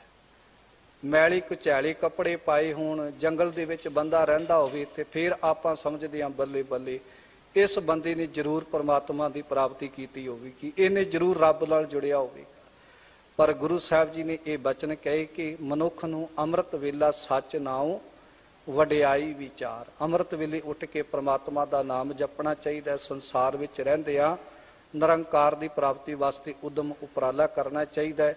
ਔਰ ਸਾਧ ਸੰਗਤ ਅਸੀਂ ਹਰ ਰੋਜ਼ ਅੰਮ੍ਰਿਤਮਈ ਗੁਰਬਾਣੀ ਦੇ ਅੰਦਰ ਗੁਰੂ ਨਾਨਕ ਸਾਹਿਬ ਜੀ ਦੇ ਇਹ ਬੋਲ ਪੜ੍ਹਦੇ ਹਾਂ ਕਿ ਮਨੁੱਖ ਨੂੰ ਅੰਮ੍ਰਿਤ ਵੇਲੇ ਉੱਠ ਕੇ ਪਰਮਾਤਮਾ ਦੇ ਨਾਮ ਦੇ ਨਾਲ ਜੁੜ ਕੇ ਪਰਮਾਤਮਾ ਦੇ ਨਾਲ ਧਿਆਨ ਜੋੜਨਾ ਚਾਹੀਦਾ ਹੈ।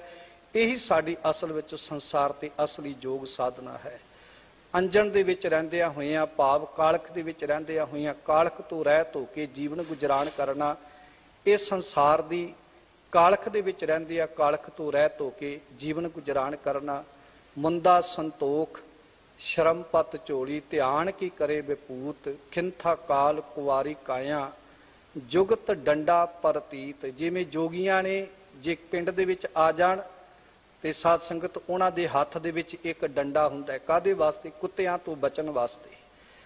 ਗੁਰੂ ਸਾਹਿਬ ਜੀ ਕਹਿੰਦੇ ਗੁਰੂ ਨਾਨਕ ਦੇ ਸਿੱਖ ਨੇ ਵੀ ਇੱਕ ਡੰਡਾ ਪਕੜਿਆ ਹੋਇਆ। ਕਾਹਦੇ ਵਾਸਤੇ? ਉਹਨੇ ਆਪਣੇ ਹੱਥ ਦੇ ਵਿੱਚ ਗਿਆਨ ਦਾ ਡੰਡਾ ਪਕੜਿਆ ਹੋਇਆ। ਇਹ ਗਿਆਨ ਦੇ ਡੰਡੇ ਦੇ ਦੁਆਰਾ ਆ ਵਿਕਾਰ ਰੂਪੀ ਕੁੱਤੇ ਜਿਹੜੇ ਮਨ ਦੇ ਵਿੱਚ ਭੌਂਕਦੇ ਨੇ ਨਾ, ਇਹਨਾਂ ਨੂੰ ਗੁਰੂ ਦਾ ਸਿੱਖ ਉਹ ਗਿਆਨ ਰੂਪੀ ਡੰਡੇ ਦੇ ਨਾਲ ਦੂਰ ਕਰ ਦਿੰਦਾ ਹੈ। ਭਾਵ ਕਿ ਗੁਰੂ ਦੇ ਸਿੱਖ ਨੇ ਜੁਗਤ ਡੰਡਾ ਪ੍ਰਤੀਤ, ਉਹਨੇ ਐਸੀ ਜੁਗਤੀ ਦਾ ਡੰਡਾ ਪਕੜਿਆ ਹੋਇਆ ਜਿਸ ਜੁਗਤੀ ਦੇ ਨਾਲ, ਗਿਆਨ ਦੀ ਜੁਗਤੀ ਦੇ ਨਾਲ ਉਹ ਆਪਣੇ ਅੰਦਰ ਦੇ ਮਨ ਦੇ ਵਿਕਾਰਾਂ ਰੂਪੀ ਕੁੱਤੇ ਜਿਹੜੇ ਭੌਂਕਦੇ ਨੇ ਉਹਨਾਂ ਨੂੰ ਉਸੇ ਵਕਤ ਉਹ ਠੱਲ ਪਾ ਲੈਂਦਾ ਹੈ। ਇਸੇ ਤਰ੍ਹਾਂ ਇਹ ਗੁਰਮੁਖ ਨੇ ਗੁਰਮਤ ਦੀ ਜੁਗਤੀ ਦੇ ਅਨੁਸਾਰ ਆਪਣੇ ਜੀਵਨ ਨੂੰ ਗੁਰਮੁਖ ਜੋਗੀ ਜਾਗਦੇ, ਗੁਰਮੁਖ ਜੋਗੀ ਬਣ ਕੇ ਪਰਮਾਤਮਾ ਦੇ ਨਾਮ ਦੇ ਨਾਲ ਆਪਣੇ ਆਪੇ ਨੂੰ ਜੋੜਿਆ ਹੋਇਆ ਹੈ। ਨਾਨਕ ਘਰ ਬੈਠਿਆਂ ਜੋਗ ਪਾਈਐ, ਤੇ ਘਰ ਬੈਠਿਆਂ ਹੀ ਪਰਮਾਤਮਾ ਦੀ ਪ੍ਰਾਪਤੀ ਕਰ ਲਈ ਸੰਸਾਰ ਦੀਆਂ ਜ਼ਿੰਮੇਵਾਰੀਆਂ ਨਿਭਾਉਂਦਿਆਂ ਨਿਰੰਕਾਰ ਦੀ ਪ੍ਰਾਪਤੀ ਕਰ ਲਈ। ਇਸੇ ਤਰ੍ਹਾਂ ਗੁਰੂ ਸਾਹਿਬ ਜੀ ਅਗਲੇ ਸ਼ਲੋਕ ਵਿੱਚ ਉਪਦੇਸ਼ ਬਖਸ਼ ਰਹੇ ਹਨ। ਚਾਰੇ ਕੁੰਡਾਂ ਜੇ ਭਵੇ, ਵੇਦ ਪੜ੍ਹੇ ਜੁਗ ਚਾਰ, ਨਾਨਕ ਸਾਚਾ ਭੇਟੈ ਹਰ ਮਨ ਵਸੈ, ਪਾਵੇ ਮੋਖ ਦੁਆਰ। ਪਾਤਸ਼ਾਹ ਕਹਿੰਦੇ ਕਿ ਜੇ ਕੋਈ ਬੰਦਾ ਦੁਨੀਆ ਦੇ ਚਾਰੇ ਕੁੰਟਾਂ ਤੇ ਭਵ ਲਵੇ, ਭਾਵ ਕਿ ਭੱਜ ਲਵੇ, ਤੇ ਇਥੋਂ ਤੱਕ ਸਾਰੇ ਸੰਸਾਰ ਦੇ ਉੱਤੇ ਭਟਕ ਲਵੇ, ਦੌੜ ਕੇ ਵੇਖ ਲਵੇ, ਇਥੋਂ ਤੱਕ ਚਾਰ ਵੇਦਾਂ ਦਾ ਗਿਆਤਾ ਵੀ ਹੋ ਜਾਵੇ, ਰਿਗ ਵੇਦ, ਜੁਜਰ ਵੇਦ, ਸਾਮ ਵੇਦ, ਅਥਰਵ ਵੇਦ, ਇਹ ਚਾਰ ਵੇਦਾਂ ਦਾ ਗਿਆਤਾ ਵੀ ਹੋ ਜਾਵੇ, ਇਹਨਾਂ ਦਾ ਗਿਆਨ ਵੀ ਰੱਖਦਾ ਹੋਵੇ, ਪਰ ਫਿਰ ਵੀ ਉਹਨੂੰ ਆਪਣੀਆਂ ਮਨ ਬਿਰਤੀਆਂ ਰੋਕ ਕੇ ਪਰਮਾਤਮਾ ਦੀ ਪ੍ਰਾਪਤੀ ਕਰਨ ਦੀ ਸੋਝੀ ਨਾ ਹੋਵੇ, ਨਾ ਤੇ ਉਹਦੇ ਚਾਰੇ ਕੁੰਟਾਂ ਦੇ ਉੱਤੇ ਪਰ ਸੰਸਾਰ ਤੇ ਭ੍ਰਮਣ ਕਰਨ ਦਾ ਕੋਈ ਫਾਇਦਾ, ਤੇ ਨਾ ਇਹਨਾਂ ਗਿਆਨ ਰੱਖਣ ਦਾ ਕੋਈ ਫਾਇਦਾ। ਭਾਵ ਕਿ ਗਿਆਨ ਦਾ ਫਾਇਦਾ ਤੇ ਤਾਂ ਹੀ ਹੈ ਨਾ ਜੇ ਬੰਦੇ ਨੂੰ ਵਿਕਾਰਾਂ ਬਾਰੇ ਵੀ ਸੋਝੀ ਹੋ ਜਾਵੇ ਕਿ ਮ੍ਰਿਗ ਮੀਨ ਭ੍ਰਿੰਗ ਪਤੰਗ ਕੁੰਚਰ, ਏਕ ਦੋਖ ਵਿਨਾਸ਼, ਪੰਚ ਰੋਗ ਅਸਾਧ ਜਾਮੈ, ਤਾਕੀ ਕੇਤਕ ਆਸ। ਗਿਆਨ ਦਾ ਵੀ ਫਾਇਦਾ ਤਾਂ ਹੀ ਹੈ ਨਾ ਸਾਧ ਸੰਗਤ। ਸਿਮਰਤ ਵੇਦ ਪੁਰਾਣ ਪੁਕਾਰਨ ਪੋਥੀਆਂ, ਨਾਮ ਬਿਨਾ ਸਭ ਕੂੜ ਗਾਲੀ ਹੋਸ਼ੀਆਂ। ਧਾਰਮਿਕ ਗ੍ਰੰਥ ਸੰਸਾਰ ਦੀ ਪੁਕਾਰ ਕੇ ਕਹਿ ਰਹੇ ਨੇ ਪਰਮਾਤਮਾ ਦੇ ਨਾਮ ਤੋਂ ਬਿਨਾ ਇਹ ਸਾਰਾ ਕੁਝ ਸੰਸਾਰ ਦੇ ਉੱਤੇ ਵਿਅਰਥ ਹੈ। ਪਰਮਾਤਮਾ ਦਾ ਨਾਮ ਜਪਣ ਤੋਂ ਬਿਨਾ ਜੇ ਮਨੁੱਖ ਸੰਸਾਰ ਦੇ ਉੱਤੇ ਚਾਰੇ ਕੁੰਡਾਂ ਜੇ ਭਵੇ, ਭਾਵੇਂ ਸਾਰੇ ਸੰਸਾਰ ਤੇ ਭਟਕ ਕੇ ਵੇਖ ਲਵੇ, ਤਾਂ ਵੀ ਸਾਧ ਸੰਗਤ ਉਹ ਪਰਮਾਤਮਾ ਦੀ ਪ੍ਰਾਪਤੀ ਨਹੀਂ ਕਰ ਸਕਦਾ। ਕਿਉਂਕਿ ਭ੍ਰਮਣ ਕਰਨ ਦੇ ਨਾਲ, ਸੰਸਾਰ ਦੇ ਉੱਤੇ ਭਟਕਣ ਦੇ ਨਾਲ ਕਦੇ ਰੱਬ ਦੀ ਪ੍ਰਾਪਤੀ ਨਹੀਂ ਹੋ ਜਾਂਦੀ। ਜੇ ਸਾਡੇ ਮਨ ਵਿੱਚ ਇਹ ਵਿਚਾਰ ਹੋਵੇ ਕਿ ਸ਼ਾਇਦ ਸੰਸਾਰ ਦਾ ਭ੍ਰਮਣ ਕੀਤਿਆਂ ਹੀ ਰੱਬ ਦੀ ਪ੍ਰਾਪਤੀ ਹੋ ਜਾਵੇਗੀ। ਗੁਰੂ ਸਾਹਿਬ ਜੀ ਕਹਿੰਦੇ ਨਹੀਂ, ਜੇ ਆਪਾਂ ਇਹ ਵਿਚਾਰ ਕੇ ਕਰੀਏ ਕਿ ਸ਼ਾਇਦ ਸੰਸਾਰ ਤੇ ਗਿਆਨ ਪ੍ਰਾਪਤ ਕੀਤਿਆਂ ਹੀ ਵੱਧ ਤੋਂ ਵੱਧ ਧਾਰਮਿਕ ਗ੍ਰੰਥਾਂ ਨੂੰ ਸੰਸਾਰ ਦੇ ਉੱਤੇ ਪੜ੍ਹੀ ਜਾਈਏ ਤੇ ਸ਼ਾਇਦ ਪੜ੍ਹਿਆ ਹੀ ਰੱਬ ਦੀ ਪ੍ਰਾਪਤੀ ਹੋ ਜਾਵੇਗੀ। ਪਾਤਸ਼ਾਹ ਕਹਿਣਗੇ ਨਹੀਂ, ਇਦਾਂ ਤੇ ਭਾਵੇਂ ਕੋਈ 4 ਵੇਦਾਂ ਦਾ ਗਿਆਤਾ ਵੀ ਕਿਉਂ ਨਾ ਹੋ ਜਾਵੇ, ਨਾਨਕ ਸਾਚਾ ਭੇਟੈ ਹਰ ਮਨ ਵਸੈ। ਪਰ ਜਿੰਨਾ ਚਿਰ ਇਹ ਸਾਰਾ ਕੁਝ ਹੁੰਦਿਆਂ ਹੋਇਆਂ ਮਨੁੱਖ ਪਰਮਾਤਮਾ ਦੇ ਸੱਚੇ ਨਾਮ ਦੇ ਨਾਲ ਨਹੀਂ ਜੁੜਦਾ, ਪਰਮਾਤਮਾ ਦੀ ਬੰਦਗੀ ਦੇ ਨਾਲ ਨਹੀਂ ਜੁੜਦਾ, ਪਾਤਸ਼ਾਹ ਕਹਿੰਦੇ ਉਹਨਾਂ ਚਿਰ ਇਹ ਮੋਕਸ਼ ਦੁਆਰ ਦੀ ਪ੍ਰਾਪਤੀ ਨਹੀਂ ਕਰ ਸਕਦਾ। ਮੋਕਸ਼ ਦੁਆਰ ਕੀ ਹੈ? ਮੁਕਤੀ ਦਾ ਦਰ ਪ੍ਰਾਪਤ ਕਰਨਾ, ਪਰਮਾਤਮਾ ਦੇ ਨਾਮ ਦੇ ਨਾਲ ਜੁੜਨਾ, ਪਰਮਾਤਮਾ ਦੇ ਵਿੱਚ ਅਭੇਦ ਹੋ ਜਾਣਾ। ਪਾਤਸ਼ਾਹ ਕਹਿਣਗੇ ਇਕੱਲਾ ਗਿਆਨ ਵੀ ਉਸ ਵਕਤ ਕੰਮ ਨਹੀਂ ਆਉਂਦਾ ਜੇ ਬੰਦਾ ਸਾਰਾ ਕੁਝ ਗਿਆਨ ਵੀ ਰੱਖਦਾ ਹੋਵੇ, ਪਰ ਜੇ ਉਹ ਪਰਮਾਤਮਾ ਦੀ ਭਜਨ ਬੰਦਗੀ ਨਹੀਂ ਕਰਦਾ, ਪਰਮਾਤਮਾ ਦਾ ਸਿਮਰਨ ਨਹੀਂ ਕਰਦਾ, ਪਰਮਾਤਮਾ ਦਾ ਨਾਮ ਨਹੀਂ ਜਪਦਾ, ਉਹ ਕਦੇ ਵੀ ਹੋਰ ਕਿਸੇ ਤਰੀਕੇ ਦੇ ਨਾਲ ਰੱਬ ਦੀ ਪ੍ਰਾਪਤੀ ਨਹੀਂ ਕਰ ਸਕਦਾ। ਭਾਵ ਕਿ ਪਰਮਾਤਮਾ ਦਾ ਨਾਮ ਜਪੇ ਤੋਂ ਬਿਨਾ, ਵਾਹਿਗੁਰੂ ਦੀ ਬੰਦਗੀ ਕੀਤੇ ਤੋਂ ਬਿਨਾ, ਪਰਮਾਤਮਾ ਦੇ ਸਿਮਰਨ ਨਾਲ ਜੁੜੇ ਤੋਂ ਬਿਨਾ ਕਦੇ ਵੀ ਪਰਮਾਤਮਾ ਦੀ ਸੰਸਾਰ ਦੇ ਉੱਤੇ ਨਿਰੰਕਾਰ ਦੇ ਵਿੱਚ ਅਭੇਦ ਹੋ ਕੇ ਮੋਕਸ਼ ਦੁਆਰ ਦੀ ਪ੍ਰਾਪਤੀ ਨਹੀਂ ਕੀਤੀ ਜਾ ਸਕਦੀ। ਸਾਧ ਸੰਗਤ, ਗੁਰੂ ਸਾਹਿਬ ਜੀ ਨੇ ਸਾਨੂੰ ਸੰਸਾਰ ਦੇ ਵਿੱਚ ਧਰਮ ਦਾ ਬਾਣਾ ਪਾ ਕੇ ਰੱਬ ਦੀ ਪ੍ਰਾਪਤੀ ਕਰਨ ਵਾਲਿਆਂ ਦੇ ਇਸ ਭੇਖ ਦੇ ਉੱਤੋਂ ਸੁਚੇਤ ਕੀਤਾ ਹੈ ਕਿ ਜੇ ਗੁਰੂ ਗ੍ਰੰਥ ਸਾਹਿਬ ਦੀ ਬਾਣੀ ਦੇ ਨਾਲ ਆਪਾਂ ਜੁੜ ਜਾਈਏ ਤੇ ਸੰਸਾਰ ਵਿੱਚ ਰਹਿੰਦਿਆਂ ਨਿਰੰਕਾਰ ਦੀ ਪ੍ਰਾਪਤੀ ਬੜੇ ਸੁਖਾਲੇ ਜਿਹੇ ਤਰੀਕੇ ਦੇ ਨਾਲ ਸਾਨੂੰ ਹੋ ਸਕਦੀ ਹੈ। ਜਿਵੇਂ ਆਪਾਂ ਕਹਿੰਦੇ ਆ ਕਿ ਜੇ ਕੋਈ ਮਨੁੱਖ ਸੰਸਾਰ ਦੇ ਉੱਤੇ, ਸਾਧ ਸੰਗਤ, ਸਾਪ ਕੁੰਚ ਛੋੜੈ ਬਿਖ ਨਹੀਂ ਛਾੜੈ, ਉਦਕ ਮਾਹੀ ਜੈਸੇ ਬੱਗ ਧਿਆਨ ਮੱਢੈ। ਜੇ ਕੋਈ ਬੰਦਾ ਸੱਪ ਦੀ ਤਰ੍ਹਾਂ, ਸਾਧ ਸੰਗਤ, ਆਪਣੇ ਤਨ ਦੇ ਉੱਤੇ, ਗੁਰੂ ਸਾਹਿਬ ਜੀ ਕਹਿੰਦੇ ਸੱਪ ਜਿਹੜਾ ਹੁੰਦਾ ਹੈ ਨਾ, ਉਹ ਆਪਣੇ ਤਨ ਦੀ ਕੁੰਜ ਤੇ ਉਤਾਰ ਦਿੰਦਾ ਪਰ ਅੰਦਰੋਂ ਜ਼ਹਿਰ ਨਹੀਂ ਛੱਡਦਾ। ਇਸੇ ਤਰ੍ਹਾਂ ਜੇ ਅਸੀਂ ਸੰਸਾਰ ਵਿੱਚ ਰਹਿੰਦਿਆਂ ਹੋਇਆਂ ਰੰਗ ਬਰੰਗੇ ਬਸਤਰ ਤੇ ਧਾਰਨ ਕਰ ਲਵਾਂਗੇ, ਪਰ ਜੇ ਸਾਧ ਸੰਗਤ ਅੰਦਰੋਂ ਵਿਕਾਰਾਂ ਦਾ ਜ਼ਹਿਰ ਨਹੀਂ ਨਾ ਛੱਡਿਆ ਤੇ ਸੱਚ ਜਾਣਿਓ ਅਸੀਂ ਕਦੇ ਵੀ ਰੱਬ ਦੀ ਪ੍ਰਾਪਤੀ ਨਹੀਂ ਕਰ ਸਕਾਂਗੇ। ਕੱਪੜੇ ਜਿੰਨੇ ਮਰਜ਼ੀ ਰੰਗ ਦੇ ਪਾਈ ਜਾਈਏ, ਕੱਪੜੇ ਜਿੰਨੇ ਮਰਜ਼ੀ ਰੰਗ ਦੇ ਭੇਖ ਧਾਰਨ ਕਰੀ ਜਾਈਏ, ਪਰ ਜਿੰਨਾ ਚਿਰ ਆਪਣੇ ਅੰਦਰ ਦਾ ਵਿਕਾਰਾਂ ਦਾ ਜ਼ਹਿਰ ਨਹੀਂ ਛੱਡਾਂਗੇ ਉਹਨਾਂ ਚਿਰ ਰੱਬ ਦੀ ਪ੍ਰਾਪਤੀ ਨਹੀਂ ਕਰ ਸਕਾਂਗੇ। ਗੱਜ ਸਾਢੇ ਤੈ ਤੈ ਧੋਤੀਆਂ ਤੇਹਰੇ ਪਾਏ ਨ ਤੱਗ, ਗਲੀ ਜਿਨਾ ਜਪ ਮਾਲੀਆਂ ਲੋਟੇ ਹੱਥ ਨੇ ਬੱਗ, ਓਏ ਹਰ ਕੇ ਸੰਤ ਨਾ ਆਖੀਐ ਬਾ ਨਾਰਸ ਕੇ ਠੱਗ। ਗੁਰੂ ਸਾਹਿਬ ਜੀ ਕਹਿੰਦੇ ਐਸੇ ਮਨੁੱਖ ਜਿਨ੍ਹਾਂ ਨੇ ਕੇਵਲ ਤੇ ਕੇਵਲ ਦੁਨੀਆ ਦੇ ਉੱਤੇ ਰੰਗ ਬਰੰਗੇ ਕੱਪੜੇ ਧਾਰਨ ਕੀਤੇ ਹੋਏ ਨੇ, ਤੇ ਸਤਿਗੁਰੂ ਪਾਤਸ਼ਾਹ ਕਹਿਣਗੇ ਐਸੇ ਮਨੁੱਖ ਕਦੇ ਵੀ ਰੱਬ ਦੀ ਪ੍ਰਾਪਤੀ ਨਹੀਂ ਕਰ ਸਕਦੇ। ਇਕੱਲੇ ਵਸਤਰ ਧਾਰਨ ਕਰਨ ਦੇ ਨਾਲ ਰੰਗ ਬਰੰਗੇ ਪਰਮਾਤਮਾ ਦੀ ਪ੍ਰਾਪਤੀ ਨਹੀਂ ਹੋ ਜਾਣੀ। ਪਰਮਾਤਮਾ ਦੀ ਪ੍ਰਾਪਤੀ ਤੇ ਉਸ ਦਿਨ ਹੋਵੇਗੀ ਜਦੋਂ ਪਰਮਾਤਮਾ ਦੇ ਨਾਮ ਦੇ ਨਾਲ ਜੁੜਾਂਗੇ, ਪਰਮਾਤਮਾ ਦੀ ਬੰਦਗੀ ਨਾਲ ਜੁੜਾਂਗੇ। ਸਾਡੇ 'ਚ ਵੀ ਕਈ ਐਸੇ ਹੈ ਸਾਧ ਸੰਗਤ ਜਿਨ੍ਹਾਂ ਨੇ ਸ਼ਾਇਦ ਆਪਣੇ ਤਨ ਦੇ ਉੱਤੇ ਪਾਉਣ ਵਾਲੇ ਵਸਤਰਾਂ ਨੂੰ ਇੱਕ ਧਾਰਮਿਕ ਨਿਯਮ ਸਮਝ ਲਿਆ। ਨਹੀਂ ਜੀ ਅਸੀਂ ਪਜਾਮਾ ਨਹੀਂ ਪਾਉਣਾ, ਪਜਾਮਾ ਪਾਇਆ ਪਤਾ ਨਹੀਂ ਸਾਡਾ ਕੀ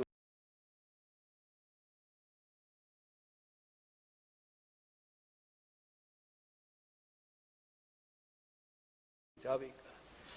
ਤਨ ਦੇ ਉੱਤੇ ਪਾਉਣ ਵਾਲੇ ਵਸਤਰਾਂ ਨੂੰ ਹੀ ਅਸੀਂ ਆਪਣੇ ਵੱਖਰੇ ਵੱਖਰੇ ਲਿਬਾਸ ਸਮਝ ਲਏ ਕਿ ਸ਼ਾਇਦ ਏਦਾਂ ਕੀਤੇ ਗੁਰੂ ਖੁਸ਼ ਹੁੰਦਾ ਹੋਵੇਗਾ।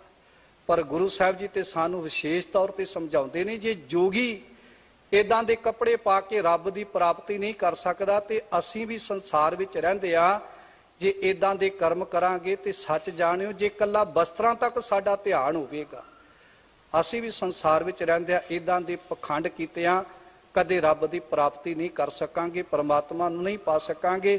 ਇਸੇ ਕਰਕੇ ਬਾਬਾ ਨਾਨਕ ਜੀ ਨੇ ਸਾਨੂੰ ਇਹ ਬਚਨ ਸਮਝਾਏ, ਜੇ ਕੋਈ ਮਨੁੱਖ ਰੱਬ ਦੇ ਨਾਲ ਅੰਦਰੋਂ ਜੁੜਿਆ ਹੋਵੇ ਤੇ ਬਾਹਰੀ ਤੌਰ ਦੇ ਉੱਤੇ ਭਾਵੇਂ ਉਹਨੇ ਜਿੱਦਾਂ ਦੇ ਮਰਜ਼ੀ ਵਸਤਰ ਪਾਏ ਹੋਣ, ਜੇ ਉਹ ਅੰਦਰੋਂ ਰੱਬ ਦੇ ਨਾਲ ਜੁੜਿਆ ਤੇ ਸੱਚ ਜਾਣਿਓ ਉਹਦਾ ਸੰਸਾਰ ਤੇ ਆਇਆ ਸਫਲ ਹੈ।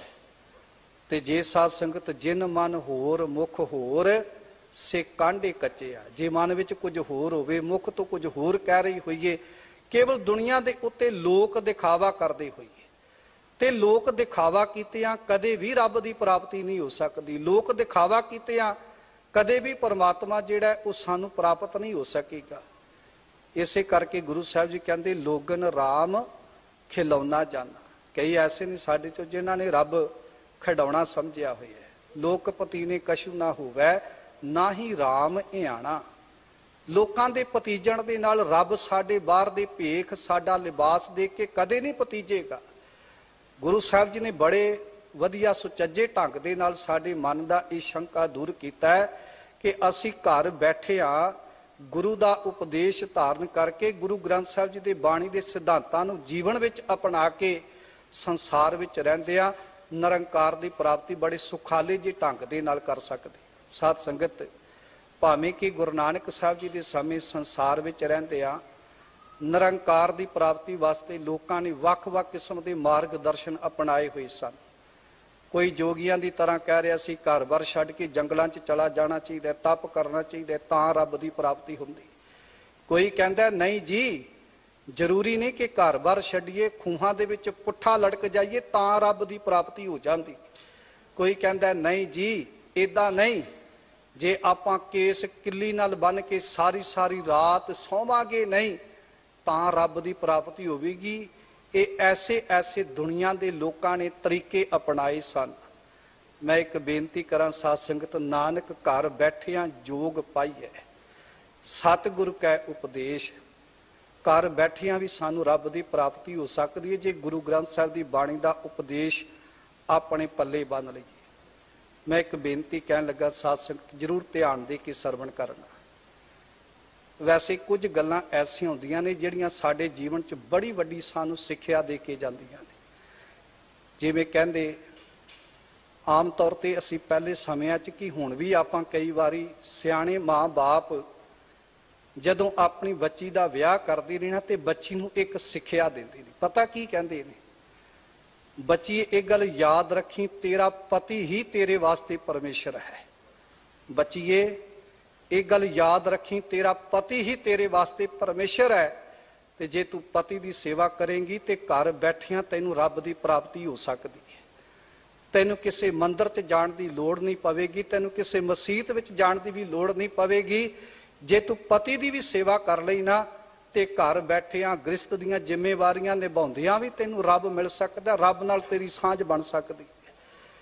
ਇਹ ਬਚਨ ਕੇਵਲ ਸਾਡੇ ਬੋਲਾਂ ਤੱਕ, ਸਾਡੇ ਬਚਨਾਂ ਤੱਕ ਸੀਮਤ ਰਹਿ ਗਏ। ਵੈਸੇ ਕਿਸੇ ਨੂੰ ਇਹ ਸਮਝਾਉਣ ਵਾਸਤੇ ਇੱਕ ਗਾਥਾ ਹੈ ਸਾਧ ਸੰਗਤ, ਪਤਾ ਨਹੀਂ ਹਕੀਕਤ ਵਰਤੀ ਜਾਂ ਨਹੀਂ ਵਰਤੀ, ਪਰ ਉਹਦੇ ਤੋਂ ਸਿੱਖਿਆ ਬੜੀ ਵੱਡੀ ਮਿਲਦੀ ਹੈ। ਕਹਿੰਦੇ ਇੱਕ ਵਾਰੀ ਇੱਕ ਜੋਗੀ ਰੱਬ ਦੀ ਬੰਦਗੀ ਕਰਕੇ 12 ਸਾਲ ਦੇ ਕਰੀਬ ਉਹਨੇ ਜੰਗਲ ਵਿੱਚ ਬੈਠ ਕੇ ਤਪ ਕੀਤਾ ਤੇ 12 ਸਾਲ ਤਪ ਕਰਨ ਤੋਂ ਬਾਅਦ ਉਹ ਵੇਖਣਾ ਚਾਹੁੰਦਾ ਹੈ ਕਿ ਮੇਰੇ ਬਚਨਾਂ ਵਿੱਚ ਤਾਕਤ ਆਈ ਜਾਂ ਨਹੀਂ ਆਈ, ਮੇਰੀ ਯੋਗ ਸਾਧਨਾ ਪੂਰੀ ਹੋਈ ਜਾਂ ਨਹੀਂ ਹੋਈ। ਕਹਿੰਦੇ ਉਹਨੇ 12 ਸਾਲ ਬਾਅਦ ਉਹਦੇ ਸਾਹਮਣੇ ਚਿੜੀਆਂ ਚੋਗਾ ਚੁਗਦੀਆਂ ਪਈਆਂ ਨੇ ਤੇ ਉਹਨੇ ਕਹਿ ਦਿੱਤਾ ਚਿੜੀਓ ਮਰ ਜਾਵੋ। ਕਹਿੰਦੇ ਚਿੜੀਆਂ ਮਰ ਗਈਆਂ ਕਿਉਂਕਿ ਬੰਦਗੀ ਕਰ ਕਰਕੇ ਬਚਨਾਂ ਵਿੱਚ ਤਪ ਆ ਗਿਆ ਸੀ। ਉਹ ਚਿੜੀਆਂ ਮਰ ਗਈਆਂ ਤੇ ਉਹਨੇ ਸੋਚਿਆ ਮੈਂ ਤੇ ਪੈਂਦੀਆਂ ਬੜਾ ਮਾੜਾ ਕੰਮ ਕਰ ਲਿਆ, ਚਿੜੀਆਂ ਮਾਰ ਦਿੱਤੀਆਂ। ਉਹਨੇ ਫਿਰ ਕਿਹਾ ਚਿੜੀਓ ਜੀਉ ਪਵੋ ਤੇ ਚਿੜੀਆਂ ਜੀਉ ਪਈਆਂ। ਚਿੜੀਆਂ ਜਿਉਂਦੀਆਂ ਹੋ ਗਈਆਂ। ਉਹਨੇ ਸੋਚਿਆ ਮੇਰੇ ਬਚਨਾਂ ਵਿੱਚ ਸੰਸਾਰ ਦੇ ਵਿੱਚ ਰਹਿੰਦੇ ਆ, ਮੇਰੇ ਬਚਨਾਂ ਦੇ ਵਿੱਚ ਤਾਕਤ ਆ ਗਈ ਹੈ, ਮੇਰੀ ਬੰਦਗੀ ਸਫਲ ਹੋ ਗਈ। ਉਹ ਘਰ ਨੂੰ ਆ ਰਿਹਾ ਸੀ, ਰਸਤੇ ਚਲਦੇ ਚਲਦੇ ਇੱਕ ਖੂਹ ਵੇਖਿਆ, ਖੂਹ ਦੇ ਉੱਤੇ ਪਿਆਸ ਲੱਗੀ, ਪਾਣੀ ਪੀਣ ਵਾਸਤੇ ਗਿਆ। ਉੱਥੇ ਇੱਕ ਬੱਚੀ ਖੂਹ ਦੇ ਵਿੱਚੋਂ ਪਾਣੀ ਕੱਢ ਕੇ ਬਾਹਰ ਸੁੱਟੀ ਜਾ ਰਹੀ ਸੀ। ਇਹਨੇ ਆ ਕੇ ਉਸ ਨੌਜਵਾਨ ਮੁਟਿਆਰ ਨੂੰ ਇੱਕ ਗੱਲ ਕਹੀ, ਬੱਚੀ ਮੈਂ ਪਾਣੀ ਪੀਣਾ ਹੈ। ਉਹ ਬੱਚੀ ਕਹਿਣ ਲੱਗੀ ਰੁਕ ਜਾ, ਮੈਨੂੰ ਪਹਿਲੇ ਅੱਗ ਬੁਝਾ ਲੈਣ ਦੇ। ਉਹ ਜੋਗੀ ਸੋਚਾਂ ਵਿੱਚ ਪੈ ਗਿਆ, ਇਹ ਕੀ ਹੋਇਆ, ਇਹ ਕਿਹੜੀ ਅੱਗ ਬੁਝਾ ਰਹੀ ਹੈ? ਇੱਥੇ ਪਾਣੀ ਸੁੱਟ ਰਹੀ ਹੈ, ਇੱਥੇ ਡੋਲ ਰਹੀ ਹੈ, ਮੈਂ ਇੱਕ ਘੁੱਟ ਪਾਣੀ ਮੰਗਿਆ, ਮੈਨੂੰ ਦੇਣ ਵਾਸਤੇ ਤਿਆਰ ਨਹੀਂ ਤੇ ਇੱਥੇ ਪਾਣੀ ਡੋਲ ਕੇ ਕਹੀ ਜਾ ਰਹੀ ਹੈ ਕਿ ਮੈਨੂੰ ਅੱਗ ਬੁਝਾ ਲੈਣ ਦੇ। ਜਦੋਂ ਇੰਨੀ ਗੱਲ ਹੋਈ ਜੋਗੀ ਤੋਂ ਰਹਿ ਨਹੀਂ ਹੋਇਆ, ਉਹਨੇ ਥੋੜਾ ਜਿਹਾ ਜ਼ੋਰ ਦੇ ਕੇ ਬਚਨਾਂ ਦੇ ਵਿੱਚ ਇਹ ਗੱਲ ਕਹੀ, ਬੱਚੀਏ ਮੈਨੂੰ ਪਾਣੀ ਪਿਲਾ ਦੇ, ਤੂੰ ਤੇ ਪਾਣੀ ਡੋਲੀ ਜਾ ਰਹੀ ਹੈ। ਤੇ ਉਸ ਬੱਚੀ ਨੇ ਅੱਗੋਂ ਬੜੇ ਕਮਾਲ ਦੇ ਬਚਨ ਕੇ ਕਹਿੰਦੇ ਜੋਗੀ ਜੀ ਮੈਨੂੰ ਇੰਨੇ ਜ਼ੋਰ ਦੇ ਕੇ ਭਜਨ ਨਾ ਕਹੋ, ਮੈਂ ਕੋਈ ਚਿੜੀ ਨਹੀਂ ਜਿਹੜੀ ਤੁਹਾਡੇ ਆਖੇ ਮਰ ਜਾਵਾਂਗੀ ਤੇ ਤੁਹਾਡੇ ਆਖੇ ਜੀਉ ਪਵਾਂਗੀ। ਉਹ ਕਹਿਣ ਲੱਗੇ ਮੈਂ ਕੋਈ ਚਿੜੀ ਨਹੀਂ। ਜੋਗੀ ਦੇ ਕਪਾਟ ਖੁੱਲ ਗਏ, ਹੈਰਾਨ ਹੋ ਗਿਆ। ਉਹਨੂੰ ਬਾਹਰ ਦੀ ਪਿਆਸ ਤਾਂ ਭੁੱਲ ਗਈ, ਪਰ ਹੁਣ ਇਹ ਪਿਆਸ ਲੱਗ ਗਈ, ਇਸ ਬੱਚੀ ਨੇ ਕਿਹੜਾ ਤਪ ਕੀਤਾ ਹੋਵੇਗਾ, ਕਿਹੜੀ ਬੰਦਗੀ ਕੀਤੀ ਹੋਵੇਗੀ, ਜਿਹਦੇ ਕਰਕੇ ਇਹਨੂੰ ਇਸ ਉਮਰ ਦੇ ਵਿੱਚ ਇੰਨਾ ਗਿਆਨ ਜਿਹੜਾ ਇਹਨੇ ਮੇਰੇ ਅੰਦਰ ਦੀ ਭਾਵਨਾ ਨੂੰ ਜਾਣ ਲਿਆ। ਇਹ ਕਿਵੇਂ ਪਤਾ ਲੱਗ ਗਿਆ ਕਿ ਮੈਂ ਚਿੜੀਆਂ ਮਾਰੀਆਂ ਤੇ ਚਿੜੀਆਂ ਜਿਉਂਦੀਆਂ ਕੀਤੀਆਂ, ਉੱਥੇ ਜੰਗਲ ਵਿੱਚ ਤੇ ਹੈ ਹੀ ਕੋਈ ਨਹੀਂ ਸੀ। ਇਹ ਬੱਚੀ ਨੂੰ ਅੰਤਰਜਾਮਤਾ ਵਾਲੀ ਦਾਤ ਕਿੱਥੋਂ ਪ੍ਰਾਪਤ ਹੋ ਗਈ?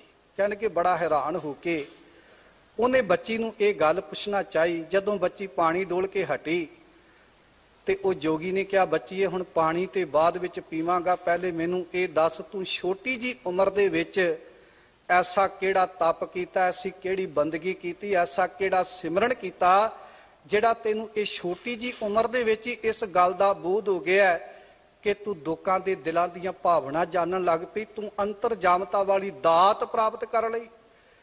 ਉਹ ਬੱਚੀ ਨੇ ਇੱਕ ਬੜੀ ਪਿਆਰੀ ਗੱਲ ਕੀ। ਕਹਿਣ ਲੱਗੇ, ਜੋਗੀ ਜੀ ਜੇ ਮੇਰੇ ਅੰਦਰ ਦੀ ਗੱਲ ਪੁੱਛਣੀ ਚਾਹੁੰਦੇ ਹੋ ਮੈਂ ਤੁਹਾਨੂੰ ਦੱਸਦੀ ਹਾਂ ਮੈਂ ਕਿਹੜਾ ਤਪ ਕੀਤਾ, ਮੈਂ ਕਿਹੜੀ ਬੰਦਗੀ ਕੀਤੀ। ਕਹਿੰਦੀ ਜਿਸ ਵਕਤ ਮੇਰੇ ਮਾਤਾ ਪਿਤਾ ਨੇ ਮੇਰਾ ਸੰਜੋਗ ਜੋੜਿਆ ਸੀ ਨਾ, ਸੰਜੋਗ ਜੋੜਿਆ, ਮੈਨੂੰ ਇੱਕ ਗੱਲ ਕਹੀ ਸੀ, ਬੱਚੀਏ ਤੇਰੇ ਵਾਸਤੇ ਪਤੀ ਹੀ ਤੇਰੇ ਵਾਸਤੇ ਪਰਮੇਸ਼ਰ ਹੈ। ਤੇ ਮੈਂ ਪਤੀ ਦੀ ਮਨ ਕਰਕੇ ਸੇਵਾ ਕੀਤੀ, ਤਨ ਕਰਕੇ ਸੇਵਾ ਕੀਤੀ, ਭਾਵਨਾ ਕਰਕੇ ਸੇਵਾ ਕੀਤੀ। ਉਹਦੀ ਸੇਵਾ ਦੇ ਵਿੱਚੋਂ ਹੀ ਮੈਨੂੰ ਇੰਨਾ ਕੁਝ ਪ੍ਰਾਪਤ ਹੋਇਆ। ਇੱਕ ਵਾਰ ਰਾਤ ਦਾ ਸਮਾਂ ਸੀ, ਮੇਰਾ ਪਤੀ ਥੱਕਿਆ ਟੁੱਟਿਆ ਕੰਮ ਤੋਂ ਆਇਆ, ਉਹ ਆ ਕੇ ਆਰਾਮ ਕਰਨ ਲੱਗਾ ਤੇ ਆਰਾਮ ਕਰਦਿਆਂ ਕਰਦਿਆਂ ਅੱਧੀ ਕੁ ਰਾਤ ਦਾ ਵਕਤ ਹੋਇਆ, ਉਹਨੇ ਮੇਰੇ ਤੋਂ ਪਾਣੀ ਮੰਗਿਆ। ਮੈਂ ਪਾਣੀ ਲੈ ਕੇ ਆਈ, ਉਹਦੀ ਫੇਰ ਅੱਖ ਲੱਗ ਗਈ। ਮੈਂ ਪਾਣੀ ਲੈ ਕੇ ਸਾਰੀ ਰਾਤ ਸਿਰਹਾਣੇ ਖੜੀ ਰਹੀ ਔਰ ਜਦੋਂ ਸਵੇਰ ਹੋਈ ਨਾ, ਸਵੇਰ ਹੋਈ, ਮੇਰੇ ਪਤੀ ਦੀ ਅੱਖ ਖੁੱਲੀ। ਮੈਂ ਫਟਾਫਟ ਪਾਣੀ ਅੱਗੇ ਕੀਤਾ। ਮੇਰੇ ਪਤੀ ਨੇ ਵੇਖਿਆ ਪਾਣੀ ਤੇ ਮੈਂ ਅੱਧੀ ਰਾਤ ਨੂੰ ਮੰਗਿਆ ਸੀ, ਹੁਣ ਤੇ ਸਵੇਰ ਹੋ ਚੁੱਕੀ ਹੈ। ਤੇ ਸਵੇਰ ਹੋਣ ਦੇ ਉੱਤੇ ਮੈਂ ਜਦੋਂ ਫਟਾਫਟ ਪਾਣੀ ਅੱਗੇ ਕੀਤਾ ਤੇ ਪਤੀ ਦੇਵ ਮੇਰੇ ਕਹਿਣ ਲੱਗੇ ਕਿ ਘਰ ਵਾਲੀਏ, ਪਿਆਰੀਏ, ਪਾਣੀ ਤੇ ਮੈਂ ਰਾਤ ਮੰਗਿਆ ਸੀ। ਉਹ ਕਹਿਣਗੇ ਮੈਂ ਰਾਤ ਦੀ ਪਾਣੀ ਲੈ ਕੇ ਖੜੀ ਆ। ਉਹ ਕਹਿਣਗੇ ਉਠਾ ਦਿੰਦਾ। ਕਹਿੰਦੀ ਉਠਾਇਆ ਤਾਂ ਨਹੀਂ, ਤੁਸੀਂ ਸਾਰਾ ਦਿਨ ਕੰਮਕਾਰ ਕਰਨਾ, ਕਿਤੇ ਤੁਹਾਡੀ ਨੀਂਦ ਖਰਾਬ ਨਾ ਹੋ ਜਾਵੇ, ਮੈਂ ਤਾਂ ਕਰਕੇ ਨਹੀਂ ਉਠਾਇਆ। ਮੈਂ ਸਾਰੀ ਰਾਤ ਪਾਣੀ ਲੈ ਕੇ ਤੁਹਾਡੇ ਸਿਰਹਾਣੇ ਤੇ ਖੜੀ ਰਹੀ, ਮੈਨੂੰ ਇਹ ਪਤਾ ਸੀ ਕਿ ਮੈਂ ਤੁਹਾਡੀ ਨੀਂਦ ਖਰਾਬ ਨਹੀਂ ਕਰਨੀ। ਕਹਿੰਦੀ ਉਸ ਵਕਤ ਮੇਰੇ ਪਤੀ ਨੇ ਮੈਨੂੰ ਐਸੇ ਪਿਆਰ ਦੀ ਨਿਗਾਹ ਦੇ ਨਾਲ ਨਿਹਾਰਿਆ। ਉਸ ਪਤੀ ਦੀ ਸੇਵਾ ਦੇ ਵਿੱਚ ਮੈਨੂੰ ਇਹ ਸਾਰੀਆਂ ਦਾਤਾਂ ਪ੍ਰਾਪਤ ਹੋ ਗਈਆਂ। ਮੈਨੂੰ ਕਿਸੇ ਥਾਂ ਤੇ ਜਾ ਕੇ ਵੱਖਰੀ ਬੰਦਗੀ ਕਰਨ ਦੀ ਲੋੜ ਨਹੀਂ ਪਈ।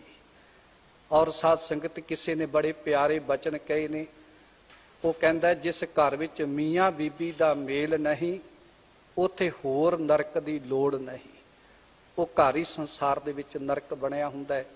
ਤੇ ਥੋੜਾ ਜਿਹਾ ਅਸੀਂ ਅੱਜ ਝਾਤੀ ਮਾਰ ਕੇ ਵੇਖੀਏ ਕਿ ਪਤਨੀਆਂ ਆਪਣੇ ਪਤੀ ਨੂੰ ਪਰਮੇਸ਼ਰ ਸਮਝ ਕੇ ਸੇਵਾ ਕਰਦੀਆਂ ਨੇ। ਅੱਜ ਜੇਕਰ ਪਾਣੀ ਮੰਗੀਏ ਤੇ ਅੱਗੋਂ ਜਵਾਬ ਮਿਲਦਾ, ਤੇਰੇ ਕਿਹੜੇ ਹੱਥ ਟੁੱਟੇ ਨੇ, ਤੇਰੇ ਲਾਗੇ ਹੀ ਪਾਣੀ ਦਾ ਗਲਾਸ ਪਿਆ, ਤੂੰ ਆਪ ਨਹੀਂ ਪੀ ਸਕਦਾ। ਥੋੜਾ ਜਿਹਾ ਝਾਤੀ ਮਾਰੀਏ, ਅੱਜ ਸਾਡੇ ਅੰਦਰ ਕਿੱਡਾ ਕੁ ਨਿਗਾਹ ਆ ਗਿਆ। ਘਰ ਦੇ ਅੰਦਰ ਪਤਨੀਆਂ ਭਾਵੇਂ ਪਤੀ ਨੂੰ ਪਾਣੀ ਪਿਆਉਣ ਜਾਂ ਨਾ ਪਿਆਉਣ, ਤੇ ਗੁਰਦੁਆਰੇ ਆ ਕੇ ਆਪਾਂ ਫਿਰ ਕਈ ਘੰਟੇ ਸੇਵਾ ਕਰਕੇ ਸੋਚਦੇ ਆ ਕਿ ਆਪਾਂ ਬਹੁਤ ਵੱਡਾ ਤਪ ਕਰ ਲਿਆ। ਸੱਚ ਜਾਣਿਓ ਸਾਧ ਸੰਗਤ, ਇਹਦੀ ਵਿਚਾਰ ਘਰ ਤੋਂ ਆਰੰਭ ਕਰੀਏ। ਗੁਰੂ ਸਾਹਿਬ ਜੀ ਨੇ ਗੁਰਬਾਣੀ ਦੇ ਅੰਦਰ ਸਾਨੂੰ ਇਸੇ ਕਰਕੇ ਐਸੀ ਸੇਧ ਦਿੱਤੀ ਹੈ, ਘਰ ਬੈਠਿਆਂ ਜੋਗ ਪਾਈਐ ਸਤਿਗੁਰ ਕੈ ਉਪਦੇਸ਼। ਜੇ ਘਰ ਵਿੱਚ ਬੈਠੀ ਮਾਂ-ਬਾਪ ਦੀ ਸੇਵਾ ਨਹੀਂ ਕਰਦੇ, ਪਾਣੀ ਨਹੀਂ ਪਿਲਾਉਂਦੇ, ਇੱਥੇ ਆ ਕੇ ਭਾਵੇਂ ਸਾਰਾ ਦਿਨ ਸੇਵਾ ਕਰਦੇ ਰਹੀਏ, ਸਤਿਗੁਰ ਪਾਤਸ਼ਾਹ ਕਹਿੰਦੇ ਕਿ ਗੁਰ ਪਰਮੇਸ਼ਰ ਸਾਰ ਨਾ ਜਾਣੀ। ਸੱਚ ਜਾਣਿਓ, ਐਸੇ ਮਨੁੱਖ ਦੀ ਸੇਵਾ ਤੋਂ ਨਾ ਗੁਰੂ ਖੁਸ਼ ਹੁੰਦਾ ਤੇ ਨਾ ਰੱਬ ਖੁਸ਼ ਹੁੰਦਾ। ਜੇ ਘਰ ਵਿੱਚ ਬੈਠੇ ਰੱਬ ਵਰਗੇ ਮਾਂ-ਬਾਪ ਦੀ ਸੇਵਾ ਨਹੀਂ ਕਰਨੀ, ਹੋਰ ਆਪਾਂ ਜਿੰਨੇ ਮਰਜ਼ੀ ਤਰੀਕੇ ਅਪਣਾ ਲਈਏ, ਕਿਉਂਕਿ ਸਾਡੇ ਗੁਰੂ ਨੇ ਸਾਨੂੰ ਸਿੱਖਿਆ ਦਿੱਤੀ, ਕਾਹੇ ਪੂਤ ਝਗਰਤ ਹਉ ਸੰਗ ਬਾਪ, ਜਿਨ ਕੇ ਜਨੇ ਵਡੀਰੇ ਤੁਮ ਹੋ 300 ਝਗਰਤ ਪਾਪ। ਉਹ ਬੱਚਿਆ, ਜੇ ਤੂੰ ਮਾਂ-ਬਾਪ ਦਾ ਕਹਿਣਾ ਨਹੀਂ ਨਾ ਮੰਨਦਾ, ਮਾਂ-ਬਾਪ ਨੂੰ ਮੰਦੇ ਸ਼ਬਦ ਵਰਤਦਾ, ਤੇ ਸੱਚ ਜਾਣੀ ਇਹਦੂ ਵੱਡਾ ਦੁਨੀਆ ਤੇ ਪਾਪ ਕੋਈ ਨਹੀਂ। ਇੰਜ ਕਹਿ ਦਈਏ ਸਾਧ ਸੰਗਤ, ਸਾਡੀ ਯੋਗ ਸਾਧਨਾ ਘਰ ਬੈਠਿਆਂ ਵੀ ਸਫਲ ਹੋ ਸਕਦੀ ਹੈ ਜੇ ਕਿਤੇ ਗੁਰੂ ਦੇ ਦੱਸੇ ਹੋਏ ਮੁਬਾਰਕ ਬਚਨ ਸਾਡੇ ਸੰਸਾਰਿਕ ਜੀਵਾਂ ਦੇ ਹਿਰਦੇ ਦਾ ਸ਼ਿੰਗਾਰ ਬਣ ਜਾਣ। ਇਹੀ ਸਾਡੀ ਅਸਲੀ ਯੋਗ ਸਾਧਨਾ ਹੈ। ਸਾਨੂੰ ਜੰਗਲਾਂ ਵਿੱਚ ਜਾ ਕੇ ਭਟਕਣ ਦੀ ਲੋੜ ਨਹੀਂ, ਖੂਹਾਂ ਵਿੱਚ ਪੁੱਠੇ ਲਟਕਣ ਦੀ ਲੋੜ ਨਹੀਂ, ਧੂਣੀਆਂ ਤਪਾ ਕੇ ਬੈਠਣ ਦੀ ਲੋੜ ਨਹੀਂ। ਬਸ ਰੱਬ ਦੀ ਬੰਦਗੀ ਕਰੀਏ, ਘਰ ਪਰਿਵਾਰ ਦੇ ਵਿੱਚ ਆਪਸੀ ਮਿਲਾਪ ਦੇ ਨਾਲ ਰਹਿਣਾ ਕਰੀਏ। ਇਹੀ ਸਾਡੀ ਅਸਲੀ ਯੋਗ ਸਾਧਨਾ ਹੈ। ਇਦਾਂ ਹੀ ਸਾਨੂੰ ਰੱਬ ਦੀ ਪ੍ਰਾਪਤੀ ਹੋ ਜਾਵੇਗੀ। ਬੜੇ ਪਿਆਰੇ ਗੁਰੂ ਸਾਹਿਬ ਜੀ ਦੇ ਇਹ ਅਨਮੋਲ ਬਚਨ ਸਤਿਗੁਰੂ ਕਿਰਪਾ ਕਰਨ, ਸਾਡੇ ਕਲਯੁਗੀ ਜੀਵਾਂ ਦੇ ਹਿਰਦਿਆਂ ਦਾ ਸ਼ਿੰਗਾਰ ਬਣ ਜਾਣ, ਤਾਂ ਕਿ ਸਾਡੇ ਵਿੱਚ ਪਿਆਰ ਇਤਫਾਕ ਦੀ ਦਾਤ ਸੰਸਾਰ ਦੇ ਵਿੱਚ ਸਾਨੂੰ ਪ੍ਰਾਪਤ ਹੋ ਸਕੇ। ਬਹੁਤ ਬਹੁਤ ਧੰਨਵਾਦ ਸਿੰਘ ਸਾਹਿਬ।